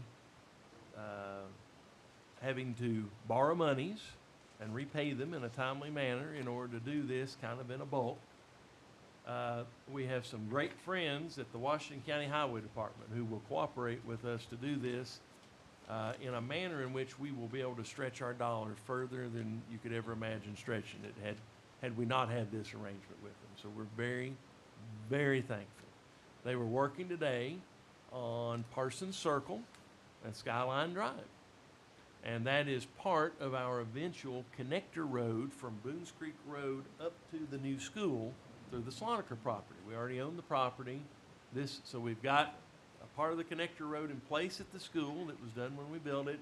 We'll have this piece in place, and we'll just have to connect them. The state, that was estimated to be about $1 million job. We're going to look for ways to do it for a lot less. The state has approved a traffic circle, no red light, a traffic circle on Boones Creek Road where Farm Bureau is, as a connection to be able to access that access road and go to the school. So you'll find greater connectivity once that is done, once the access road is done, and hopefully ability to safely travel Boones Creek Road and make that connection to the road or Parsons Circle through a traffic circle. And if you've ever been out to 5 Points, been out towards the end of the town as you're heading to David Crockett High School, we've got a traffic circle that was put in, I'm going to say 12 or 15 years ago. When we did that originally, you would have thought we were asking for space aliens to come and land in Jonesborough from some of the discussion that was had. It has worked beautifully. Occasionally, you see tire tracks through the grass in the middle of it. But it has worked beautifully. And I'm thankful for that project, and that was the state of Tennessee involved in a safety project. The one on Boones Creek Road will be a similar thing. That will be coming through our local metropolitan planning, transportation planning organization. But we are thankful to the state of Tennessee for being our partners on such things. Having said that, the paving's already begun on Skyline and Parsons Circle. So you've got a list in front of you. Some of these streets are being partially paved. There doesn't need to be an expectation that you would pave every inch. Used to, when asphalt was cheap, you could pave everything. Pave it all. Put another inch on it even. It didn't matter because it was cheap and you could afford to do it. Now, asphalt is very expensive. Rock is incredibly expensive. for no good reason, I might add, but it is incredibly expensive. So we're talking about utilizing what's called milling technology. The town would be contracting with the highway department to, in effect, take a skid loader, which is a little bobcat, and you have a milling machine attached to that. You can do a cut here and a cut here, and you can pave between them, or you can pave on the other side of them. There's a way to say, okay, 80% of this street's just fine, but 10% on either end of it needs to be addressed. Let's just pave the either end part. And that is we are able by doing that to be very good stewards of taxpayer dollars and get more of our problem streets addressed. So that will be our approach. So when you say Skyline Drive, we're not saying that you will definitely pave the entire street. It could be a part of that street because part of it is not in need of being resurfaced. So keep that in mind. And we're talking about going ahead and approving the first 9. Is that correct, Craig? First 9 here, streets listed. Mayor, were we talking about Washington in that too? Because I just noticed Yep. Washington should be Yep. moved up Yep. to number 10. Yep. Yep. That's my mistake. Yep. It's all good. That's- It's all good, honey. So we're talking about 10 streets, including number 20, Washington, with a D-mix. Yes. Where we're designating D-mix, let's talk about that 1 second. Sorry, go on forever. But D-mix is an asphalt mix that includes sandstone. And the reason you use sandstone in an asphalt mix is for traction. So when Jonesborough's Main Street was repaved in the mid-70s, and the sidewalks done in a historic manner, Emma, you remember this, we have or maybe not, they had a brown gravel that was used, a sandstone that was used. When the oil eroded from the surface, you had a very nice antique, Tammy, you remember, nice antique looking brown surface, okay? Very attractive, highly attractive. We use a variation of that today. If you go back on College Street, on the back side of Main Street, and you look at some of those hills, some of them are straight up. And when it rains, not when it snows, but when it rains, and that road's worn over time, it is very, very, very slick. I remember growing up, going to the Presbyterian church, Diana, that you could hear wheels as they tried to go up the hill if their tires weren't very good. We've got that situation today. D-mix provides sand for better traction for your tires on steeper grades, even when it rains. And I think that's an important part of both going up the hill and being able to stop coming down the hill. So that is something that we're deliberately doing that people need to understand and appreciate. We're not just putting any old asphalt on there. We're putting an asphalt that will hopefully give you a little better traction. So 10 streets right now. Part of the philosophy behind this is we want to see how far our dollar stretches. We get a guesstimate of what the county's going to charge us when they do these, but we want to preserve some firepower, some money, and let's do the 10, see how we stand, and then we'll have a better basis on which to predict what we're doing in the future. Does that sound okay to everybody? Okay. All right. Well, let's approve 1 through 9 plus 20. They give us 10 total, and again, may not be the whole thing. If you could, Alderman, appreciate a motion on that. Move to approve, Mayor. We have a motion to approve. Second. We have a second from Alderman Countermine. All right, go for it. The housing development there on Parsons Circle, Mm-hmm. the entryway, at some point we had talked about some of the residents. They're there. paving it right now. Okay, so that's. That's the part of Skyline that's being paved. Very Yes, sir. good. Great Thank you, sir. question, and you're exactly right. That's the part that's being paved. Yep, should be done tomorrow. Yep. Yep. All right, any other questions? Roll call, please, Madam Recorder. Alderman Dixon. Aye. Alderman Countermine. Aye. Alderman Paulson. Aye. That too is approved. all right. 7I, Street Department Utility Repair Plan. Again, trying to be good stewards here and being creative. You've got a recommendation here based on a bid we got, Mr. Brobeck, that wasn't too appetizing. You know, it cost money to repair utility cuts that we have to make out in the county. Say, we've got a water system that takes in 75% of Washington County. And when you do utility cuts, the county requires us to repair those. Typically, you'll put some base stone in, do a temporary patch, let it settle, and come back, do a permanent patch. To hire an outside contractor to do that would be very, very expensive. And we've been trying to get some bids in order to figure out how to do that in a more timely manner. I think we've got a lot that we need to do. But the street department has recently gotten a hot box, which is basically a nice, very hot way to transport asphalt in a way in which it is very malleable and very prone to being a good patch.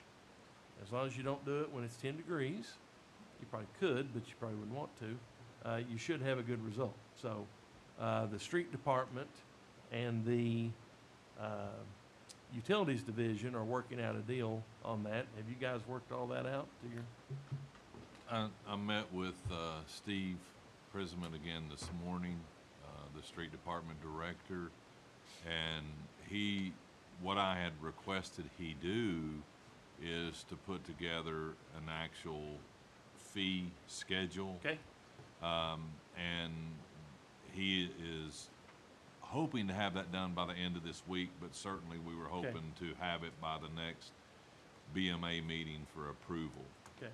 Well, we're looking at allowing the town street department tonight to work outside the city limits as part of this arrangement. Do we necessarily need to have approval of that fee structure before they go to it? I don't think we need to have the approval of the fee structure. We're just To do that. authorizing the street department to leave Yeah. the city limits to do this That's work the- for utilities. We just wanted confirmation from the board that they're aware. Okay. Anybody got any questions? Mr. Rosenoff, Mr. Robeck, or Mr. Ford? Just On the using a subject. great piece of equipment to help inside and outside the town. Nothing like practice. Fixing potholes. Be really good at it. That's great. Plenty of practice. Got a motion to approve from Alderman Countermine. Do we have a second? We have a second from Alderman Causey. Further discussion? Roll call, please, Madam Recorder. Alderman Countermine, Aye. Alderman Causey, Alderman Dixon. That too has been approved. All right, 7J.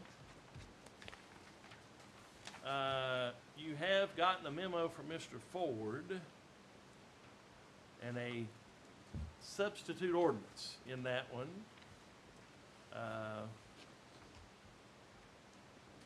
You have a slight change in the lineup there. Would you care to give us a little background on that, Craig, please, for those who may not be familiar? I think as most of the board is familiar, the police department has been working some time now on state accreditation, and that's a very long, arduous process. So as you work through those, you have to make sure that you're compliant with state law as well as the town's policy. Sometimes they can conflict, and so you have to fix those. So in working on our emergency response policy, we discovered that it wasn't actually in writing who can declare a state of emergency within the town's corporate limits. And so we worked on this particular ordinance, and the majority of all cities and counties in the state of Tennessee, the mayor's always listed, and in the haste to try to get this finished so we could move on with accreditation, I inadvertently left the mayor out of that. And of course, if you look at the ordinance, it's got Chuck Vest mayor on there, that would have to change before second reading to Kelly Wolf mayor anyway. But since we had time, I just wanted to, as a point of clarification, to say that is the only change in the ordinance as presented tonight, was to include mayor, town administrator, or myself in their absence. Any questions for Mr. Ford? If not, a motion would be in order. Move to approve. We have a motion to approve as presented in the amended form. Do we have a second? Second from Alderman Causey. Further discussion? Roll call, please, Madam Recorder. Alderman Dixon. Aye. Alderman Causey. Alderman Calhoun. That too is approved. All right. 7K. Discussion, possible action concerning first reading of an ordinance adopting the general fund, solid waste fund, Jackson Theater Fund, drug fund budgets, and property tax rate for the fiscal year beginning July 1st, 2025 and ending June 30th, 2026. And this is what we've had discussion on already tonight.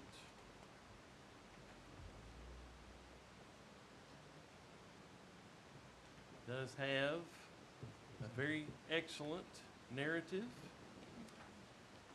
Your funds are balanced.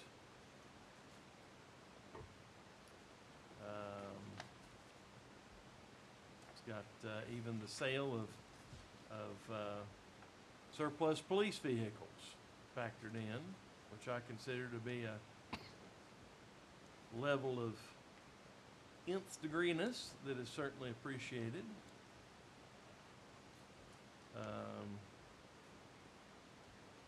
Janet, would you talk to us, please, about the establishment of your capital projects fund and how that will look being reported, and how that changes your day-to-day operations, please? I'm glad you mentioned that, because in the caption that does need to also include capital projects fund and the debt service fund. Okay, so we need to add that to the caption. Yes. Okay. It's in the caption of the ordinance. Okay, So, I'll read it again in a minute. okay, so the capital projects fund, it's common for governments to have a separate fund for tracking all of their capital projects. The benefit to that is that there's greater transparency. You can easily go to one place, one fund, and see everything you're doing capital, from a capital standpoint, for the solid waste fund, for the general fund, just the governmental funds, Okay. not water sewer, for every department, police, fire, streets, all the parks and rec, all the different departments. Right now, it's scattered about. It's really difficult for somebody to go in and say, okay, what are we doing as far as our investment in capital across the town? This will bring it all to a centralized place, and how the funding gets into the capital projects fund is through, if you're cash funding it, it would be an operating transfer from the fund that it's benefiting. For example, solid waste, we just do a cash transfer over. General fund, we do cash transfer over. Everything's centralized in capital projects fund. Each project is listed. You can see what money's been allocated to that, what's been spent to date, what's left at the end of the year. At the end of the year, it doesn't go away like it does right now. It would stay there and stay allocated to that project. In the instance of a borrowing, the proceeds from the borrowing go directly into that capital project fund and not get scattered about. So it just provides a better tool for tracking, for transparency, and those sorts of things. The same with the debt service fund. You have all of your debt instead of it being scattered around all these different departments. Right now, you couldn't see it. You'd have to get me to make you a list, which would be laborious and take a lot of time.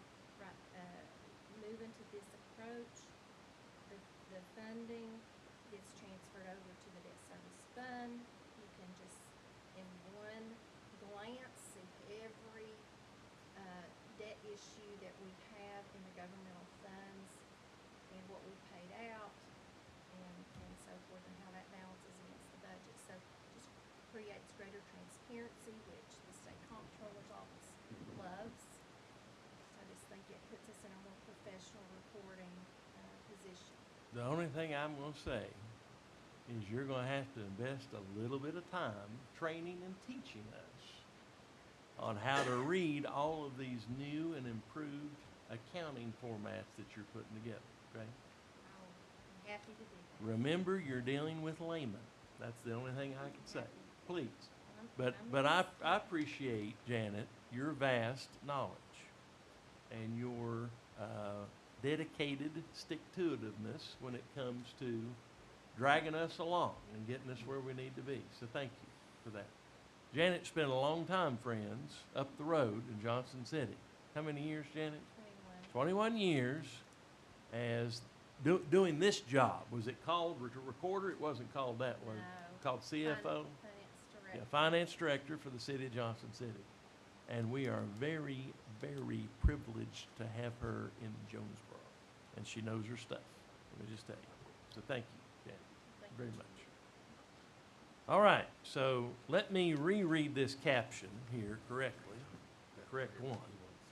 Ordinance number B 2501, an ordinance for the town of Jonesborough, Tennessee, adopting the annual general fund, solid waste fund, Jackson Theater Fund, drug enforcement fund, debt service fund, and capital project fund budgets, and establishing the property tax rate for the fiscal year July 1, 2025 through June 30, 2026.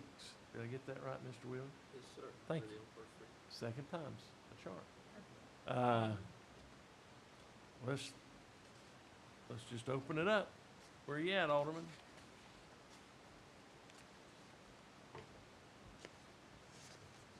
We've talked, go ahead, I'm sorry, Terry. Go ahead. Well, I've said several times that, you know, when we moved here in 1990, there were 2,500 people. Now there's 6,500. Or more. And we've had many people visit, and I've talked to a lot of people about. We can't hear you, Oh, I'm sorry. There.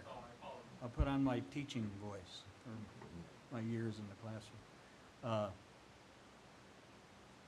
Jonesborough is a special place, and everybody I talk to says how special it is because of so many things that we offer. For a small town of 6,500 or whatever we have, when you look at the Senior Center, the McKinney Center, the JRT, the Jackson Theater, Persimmon Ridge, those are all things that my wife and I walk every day, and we talk to people, and they say, wow, you know, we're so, and especially a lot of people that are new that have moved here, just can't believe what this little town provides. But that costs money, that what I call quality of life, and since I've been on the board, I guess I've become known as the quality of life guy, because I really believe that Jonesborough offers a quality of life better than any place else in the region. That's why people come here. But that costs money, and with what's happened with inflation, and as Chuck said, we worked hard at giving our employees more money. We now have 150 employees. And when you give all them a 3% raise, that's a lot of money. But we needed to do that. When I first got on the board, every single meeting, we would be losing 2 or 3 people going somewhere else. Because what Jonesborough was then was a training ground. People would come here, work for a year or 2, and then go to Johnson City or Kingsport or Bristol because they can make more money. So under Kelly's first administration, we worked hard and continued to work hard at raising that up, but that costs money. So, and I believe, and this is me speaking, that we need a tax increase because we can't continue to offer all the services that we offer, and especially quality of life. Persimmon Ridge, I made a list of, 10 10 different things that we have for our citizens that they enjoy every day. Some enjoy some things and not others. And like events, putting on the events that we put on, that costs money. So I, for one, am in favor of this budget. Okay. Thank you, Terry. Mayor, I'll just say that I've always thought about these actions as strategic investments in our town. And can you not hear me? Okay, excuse me. I've always seen the importance of what I would refer to as strategic investments. And you just think about the fact that there may have been a period of time, I would say maybe 30, 40 years ago, Jonesborough was in a position it would not recruit a large employer, 200 or 300 individuals. There had to be some consideration as to how to be viable and not just dry up. And this town made strategic investments. And so now we're reaping the benefits off of those strategic investments. We think about arts as economic development and subsequently other quality of life measures. I would hope that as a board we would give thought about innovative and creative ways of helping the least of these, our brothers and sisters, that might struggle. And I think that hopefully after this vote we will kind of brainstorm about ways that we can help without being too lecture minded. There is the Jonesborough Community Chest here in town, and hopefully with citizens coming together we can talk about how we can help people that may need the help. So I'm hoping that we can be creative in that regard. But I'm proud of the fact that town staff worked to try to get this budget where it needs to be, and I think that we have to think about the future of our town and its growth and prosperity. Okay. Virginia? Okay. Well, I want to read you a list of the projects and things in Janet's new capital spending line item here, or fund, fund. Public safety vehicles, $625,000. Public safety equipment, $657,000. Public works equipment, $125,000. Parks and rec equipment, $32,000. Water park equipment, $50,000. Streets and solid waste building, $50,000. A solid waste pad, $50,000. Sidewalk improvements, $100,000. Repairs to the storytelling center, $100,000. Road resurfacing, $500,000. Connector road, $130,000. Senior center parking lot improvements, $15,000.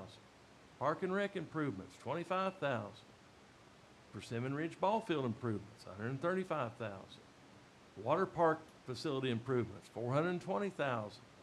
Visitor center bathroom improvements, $200,000. McKinney Center facility improvements, $64,000. And much needed town garage equipment to keep everything we've got on the road, $118,000. Now we're paying for some of that with grants. We're going to creatively spend some of it and stretch it as much as we can. But if you don't think inflation affects our little town like it affects your own household budget, you're kidding yourself. I'll just say that. It's real. And I know, talking to folks who have moved to this town, one of the reasons they've moved to Jonesborough is the quality of life. Another reason is the caliber and quality of the people here, the fact that we are a patriotic, God-fearing community, and also the fact that they come from places where taxes were simply out of control. And I think from talking to them, this budget as presented I'm not gonna speak for anybody, but, we're remaining frugal, we're remaining conservative, and we're remaining in a mode I think that they would feel comfortable having come from somewhere, knowing just how really bad it can be, that Jonesborough's still an island and an oasis from that kind of behavior.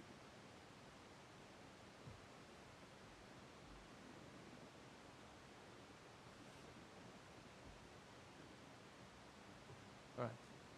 So, having said that, Alderman, do you all have any further discussion, or are you ready to make a motion?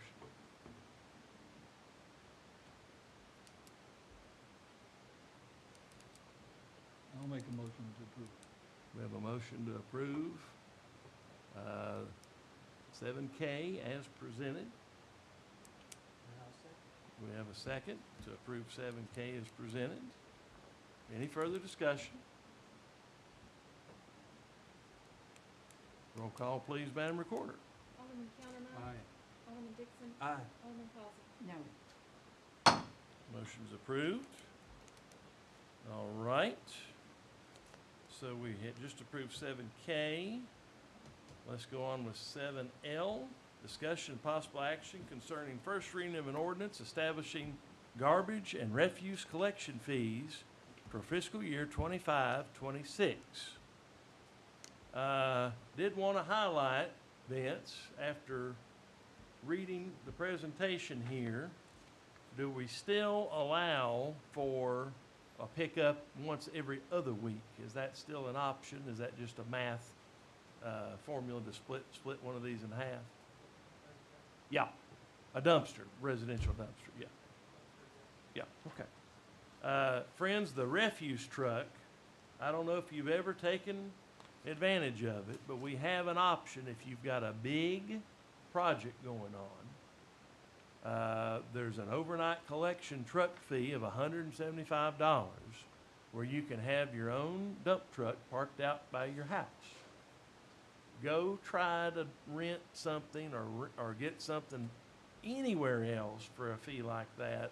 That is a tremendous asset for the people of our town. If you're cleaning out your basement, cleaning out your refrigerator, and it's a really big refrigerator, all kinds of things. But that is a service we provide. And I guess you still call town hall, is that correct? You call town hall. Yes. Can make the arrangement, and you can have a dump truck put out overnight. If you're smart, you'll put it on a Friday night. That means you've got two and a half days to fill it up instead of just one night. But that can get you done, and then that is hauled to the dump for $175. That is a tremendous, tremendous service to the people of Jonesborough. All right, any discussion on first reading of the ordinance establishing garbage and refuse collection? An ordinance setting the garbage collection fees within the town of Jonesborough would be the caption on ordinance number B 2502. If no discussion, a motion would be in order, Alderman. We have a motion from Alderman Causey to approve as presented. Do we have a second? We have a second from Alderman Dixon. Further discussion. Roll call, please, Madam Recorder. Alderman Causey. Aye. Alderman Dixon. Aye. Alderman Counterman. Aye. That too was approved. 7M, first reading of establishing water sewer rates for fiscal year 25-26.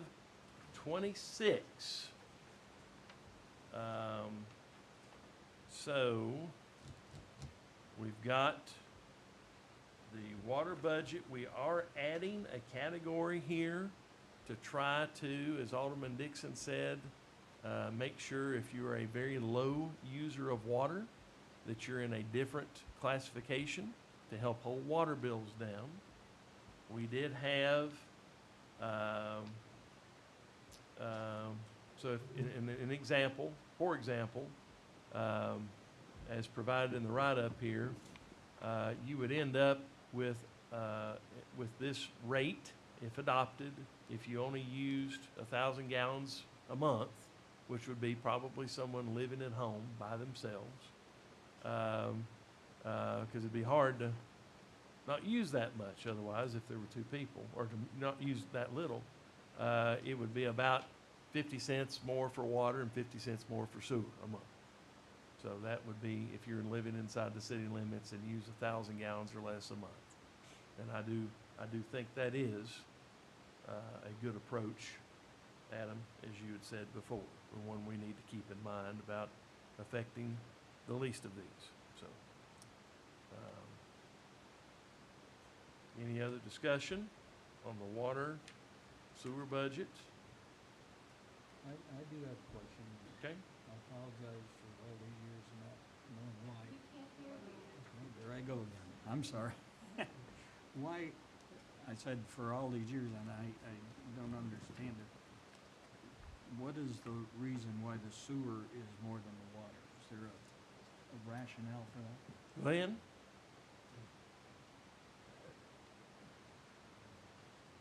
I would assume, Oh, did you say Glenn? yes, I thought you Glenn. said Janet. No. I can answer it too. Janet can answer No, it you as go well. ahead. You could probably answer it better than I can. No, so usually, when you look at sewer and the cost of sewer, and the treatment of sewer, it's not as voluminous as water. There's a lot to it, as you can see, even the CIPP and how much it costs for us to take care of that.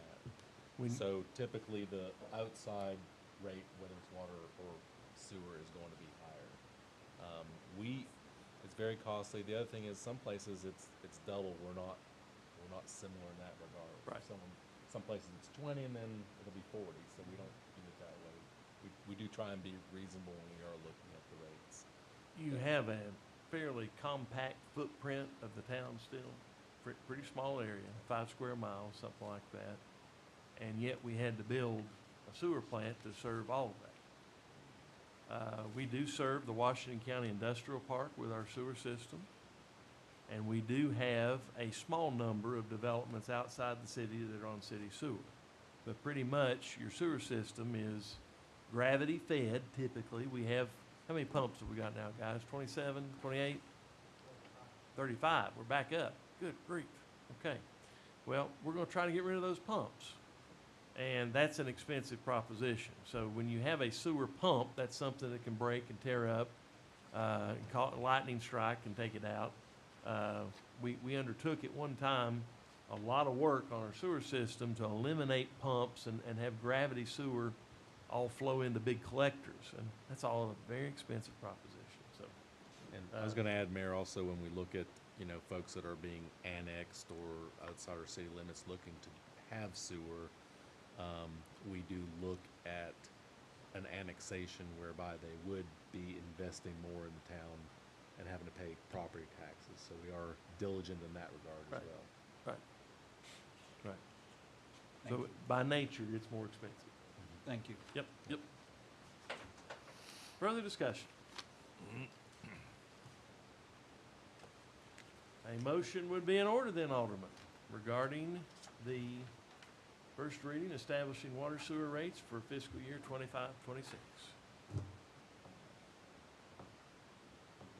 Move to approve, Mayor. We have a motion to approve from Alderman Dixon. Do we have a second? Second. Second from Alderman Countermine. Further discussion? Roll call, please, Madam Recorder. Alderman Dixon. Aye. Alderman Countermine. Aye. Alderman Collins. No. Approved. We are going to defer, I believe, 7N. Yes. We've got a yet incomplete, with some details, I think, to further refine of the actual compensation plan that lists salaries. So we will defer that to the next meeting. It only has to be passed once. Next item is 7O, last one. Discussion of possible action concerning a resolution establishing a budget for the water sewer fund for fiscal year ending June 30th, 2026. Now, I looked and looked and looked. Did we settle out? I got the handout. Did we settle out on our tap fees on what they're going to be? Have we settled out on that? The tap fees where we went for labor and materials plus 20%. So yes, that'll come Okay. before you on the second and final reading. So that's not in this package? so I Correct. couldn't find it. Correct. Okay, great. But I don't expect it to change. Okay. All right. So I couldn't, it may be me, I couldn't decipher kind of where we were with where we ended up with the fees. They're going up is what it amounts to. So Mayor, on the revenue side, we did increase revenue in the budget for water taps and sewer taps. And this fee will get us to where we've projected and possibly a bit more, it just all depends on Okay. the cost. Okay. But it is in the budget as far as what we project we'll receive in revenues. Okay. What has happened, thank you for that. That's why I didn't find it. I was looking for the actual fee number. What has happened over time is things have gone up so much that what we charge for water taps now doesn't pay the cost of the material to put the water tap in, if you can believe that. There are brass fittings that are used in a lot of this stuff, and they will tell you on a regular basis that it would be 6 to 8 months before you can get these brass fittings. So when you have scarcity, what happens to the price? And so that has been the case with water taps especially, not as much with sewer taps, but I think from a labor standpoint and just a consistency standpoint, we were behind the curve on that. But we have had to rebudget what those taps should run based on material costs, and then we will be bringing that back with a tap cost for the different size water and sewer taps at our final meeting then, to match the revenue figures that we decided would be appropriate to accommodate the increased cost. So that's the why behind all that. Any questions? Any discussion? A motion would be in order, Alderman. Let me ask one question. On the tap fee, the extra revenue, if you're not real sure of the figure, how do we figure it into the budget? I'm just asking a question. So we just simply projected the number of taps we thought would occur during that year. We did use, I'm gonna say inflationary numbers. So we did use numbers to project an increase in revenues. So if you looked at the detailed budget, you will see that it's increased. We don't know whether or not there'll be 100 or 50, so we just took a best guesstimate, and of course that's just projecting what we think or how many taps we think are going to be bought in a year. Or new. So if we went back to last year, we lost our shirts based on probably anywhere from 50 to 150% difference. So So were you more conservative this year? we are conservative. We don't have it down to the exact penny. We just were calculating based. We did use some of the rates that you were seeing, but we did conservatively how many taps we think would actually be there. We're hoping it won't come in any less. We don't think it'll come in that much more, but we do think that we've projected well. And if there's more details, I'm happy to provide more. Would it be a problem to wait until the 29th on this one for you to get that figure for us? I would say that the projection we have it'll be that projection. I mean, in my opinion. If it's more detailed information, we could provide more details on the simple model or formula that we were using, similar to the rates. Any other questions? Great questions. If not, a motion would be in order, Alderman. So is this one that if we did wait, we can, it just needs one reading?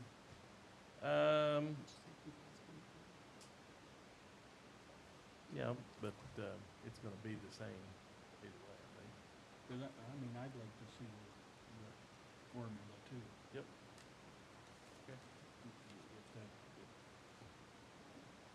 Because that's important in terms of to balance the budget, right? Well, like I said, we projected what we thought we would get for those taps, and then we projected conservatively in that line item in that budget.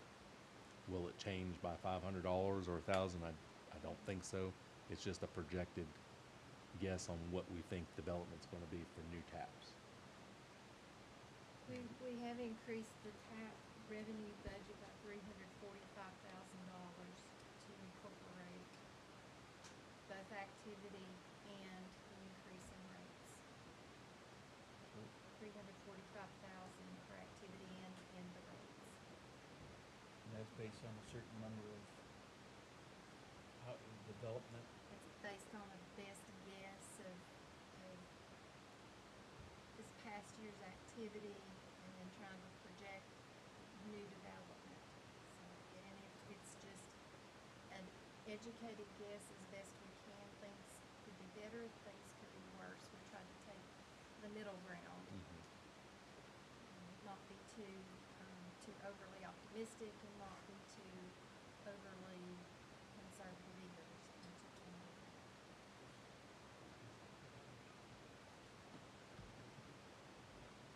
Sewer fees are up, 135,000, so we have increases on both sides.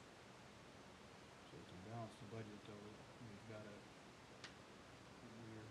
you're assuming we're gonna increase by $300,000. 345 On the water, and then Water. 135 on the sewer. Based on the increases that we're. yes. Based on capturing capturing the cost back Cost to us plus. plus 20%.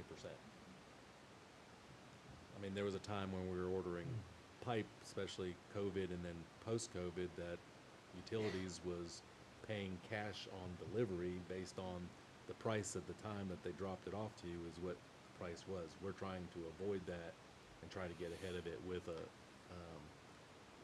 good pricing system, which that I had emailed out, and then the plus 20%.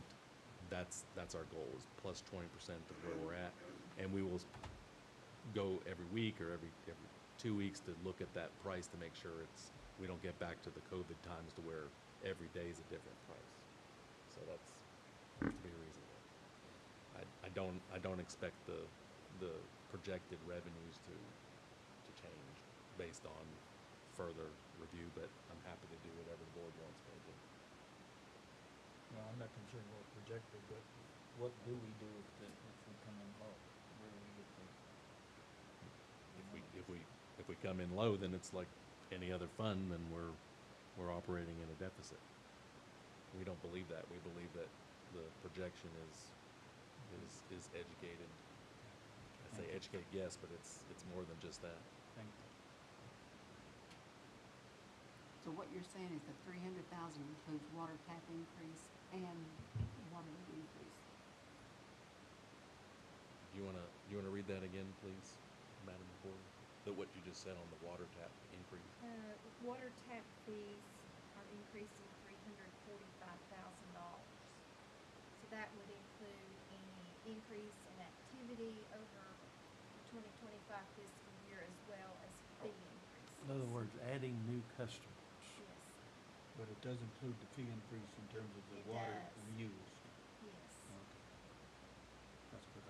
We're counting on that to I was thinking, that's a lot of money for just. So if we saw,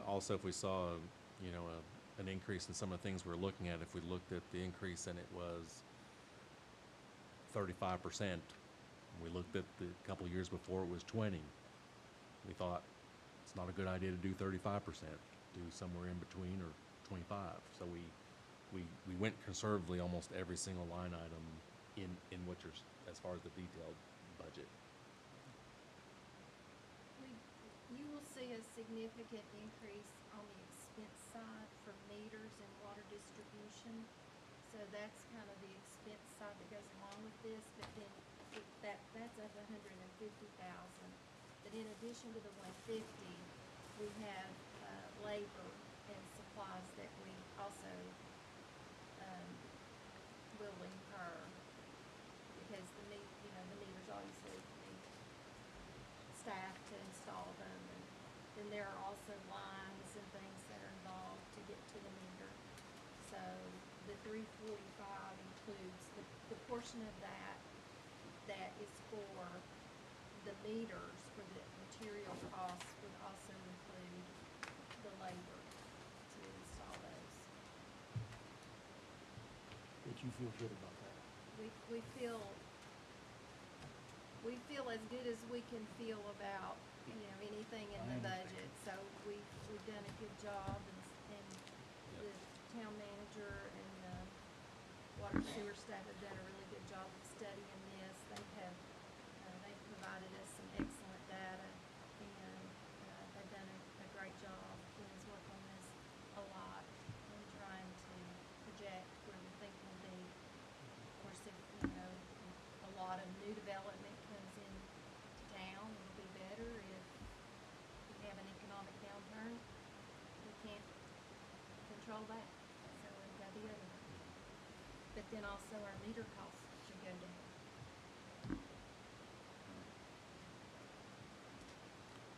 The waiting, you're not gonna change anything. No. I don't predict a change. So I'll move that we accept the recommendations. That's a second. You need a motion, right? Or not? I did not, but Okay, made the motion. it's been so long I forgot, I apologize. Terry's made a motion to approve as presented, do we have a second? Sorry about that, Adam. and I will second. Okay. Further discussion? Roll call, please, Madam Recorder. Alderman Countermine. Aye. Alderman Dixon. Aye. Alderman Collins. No. All right, friends, that is the end of this little meeting. It's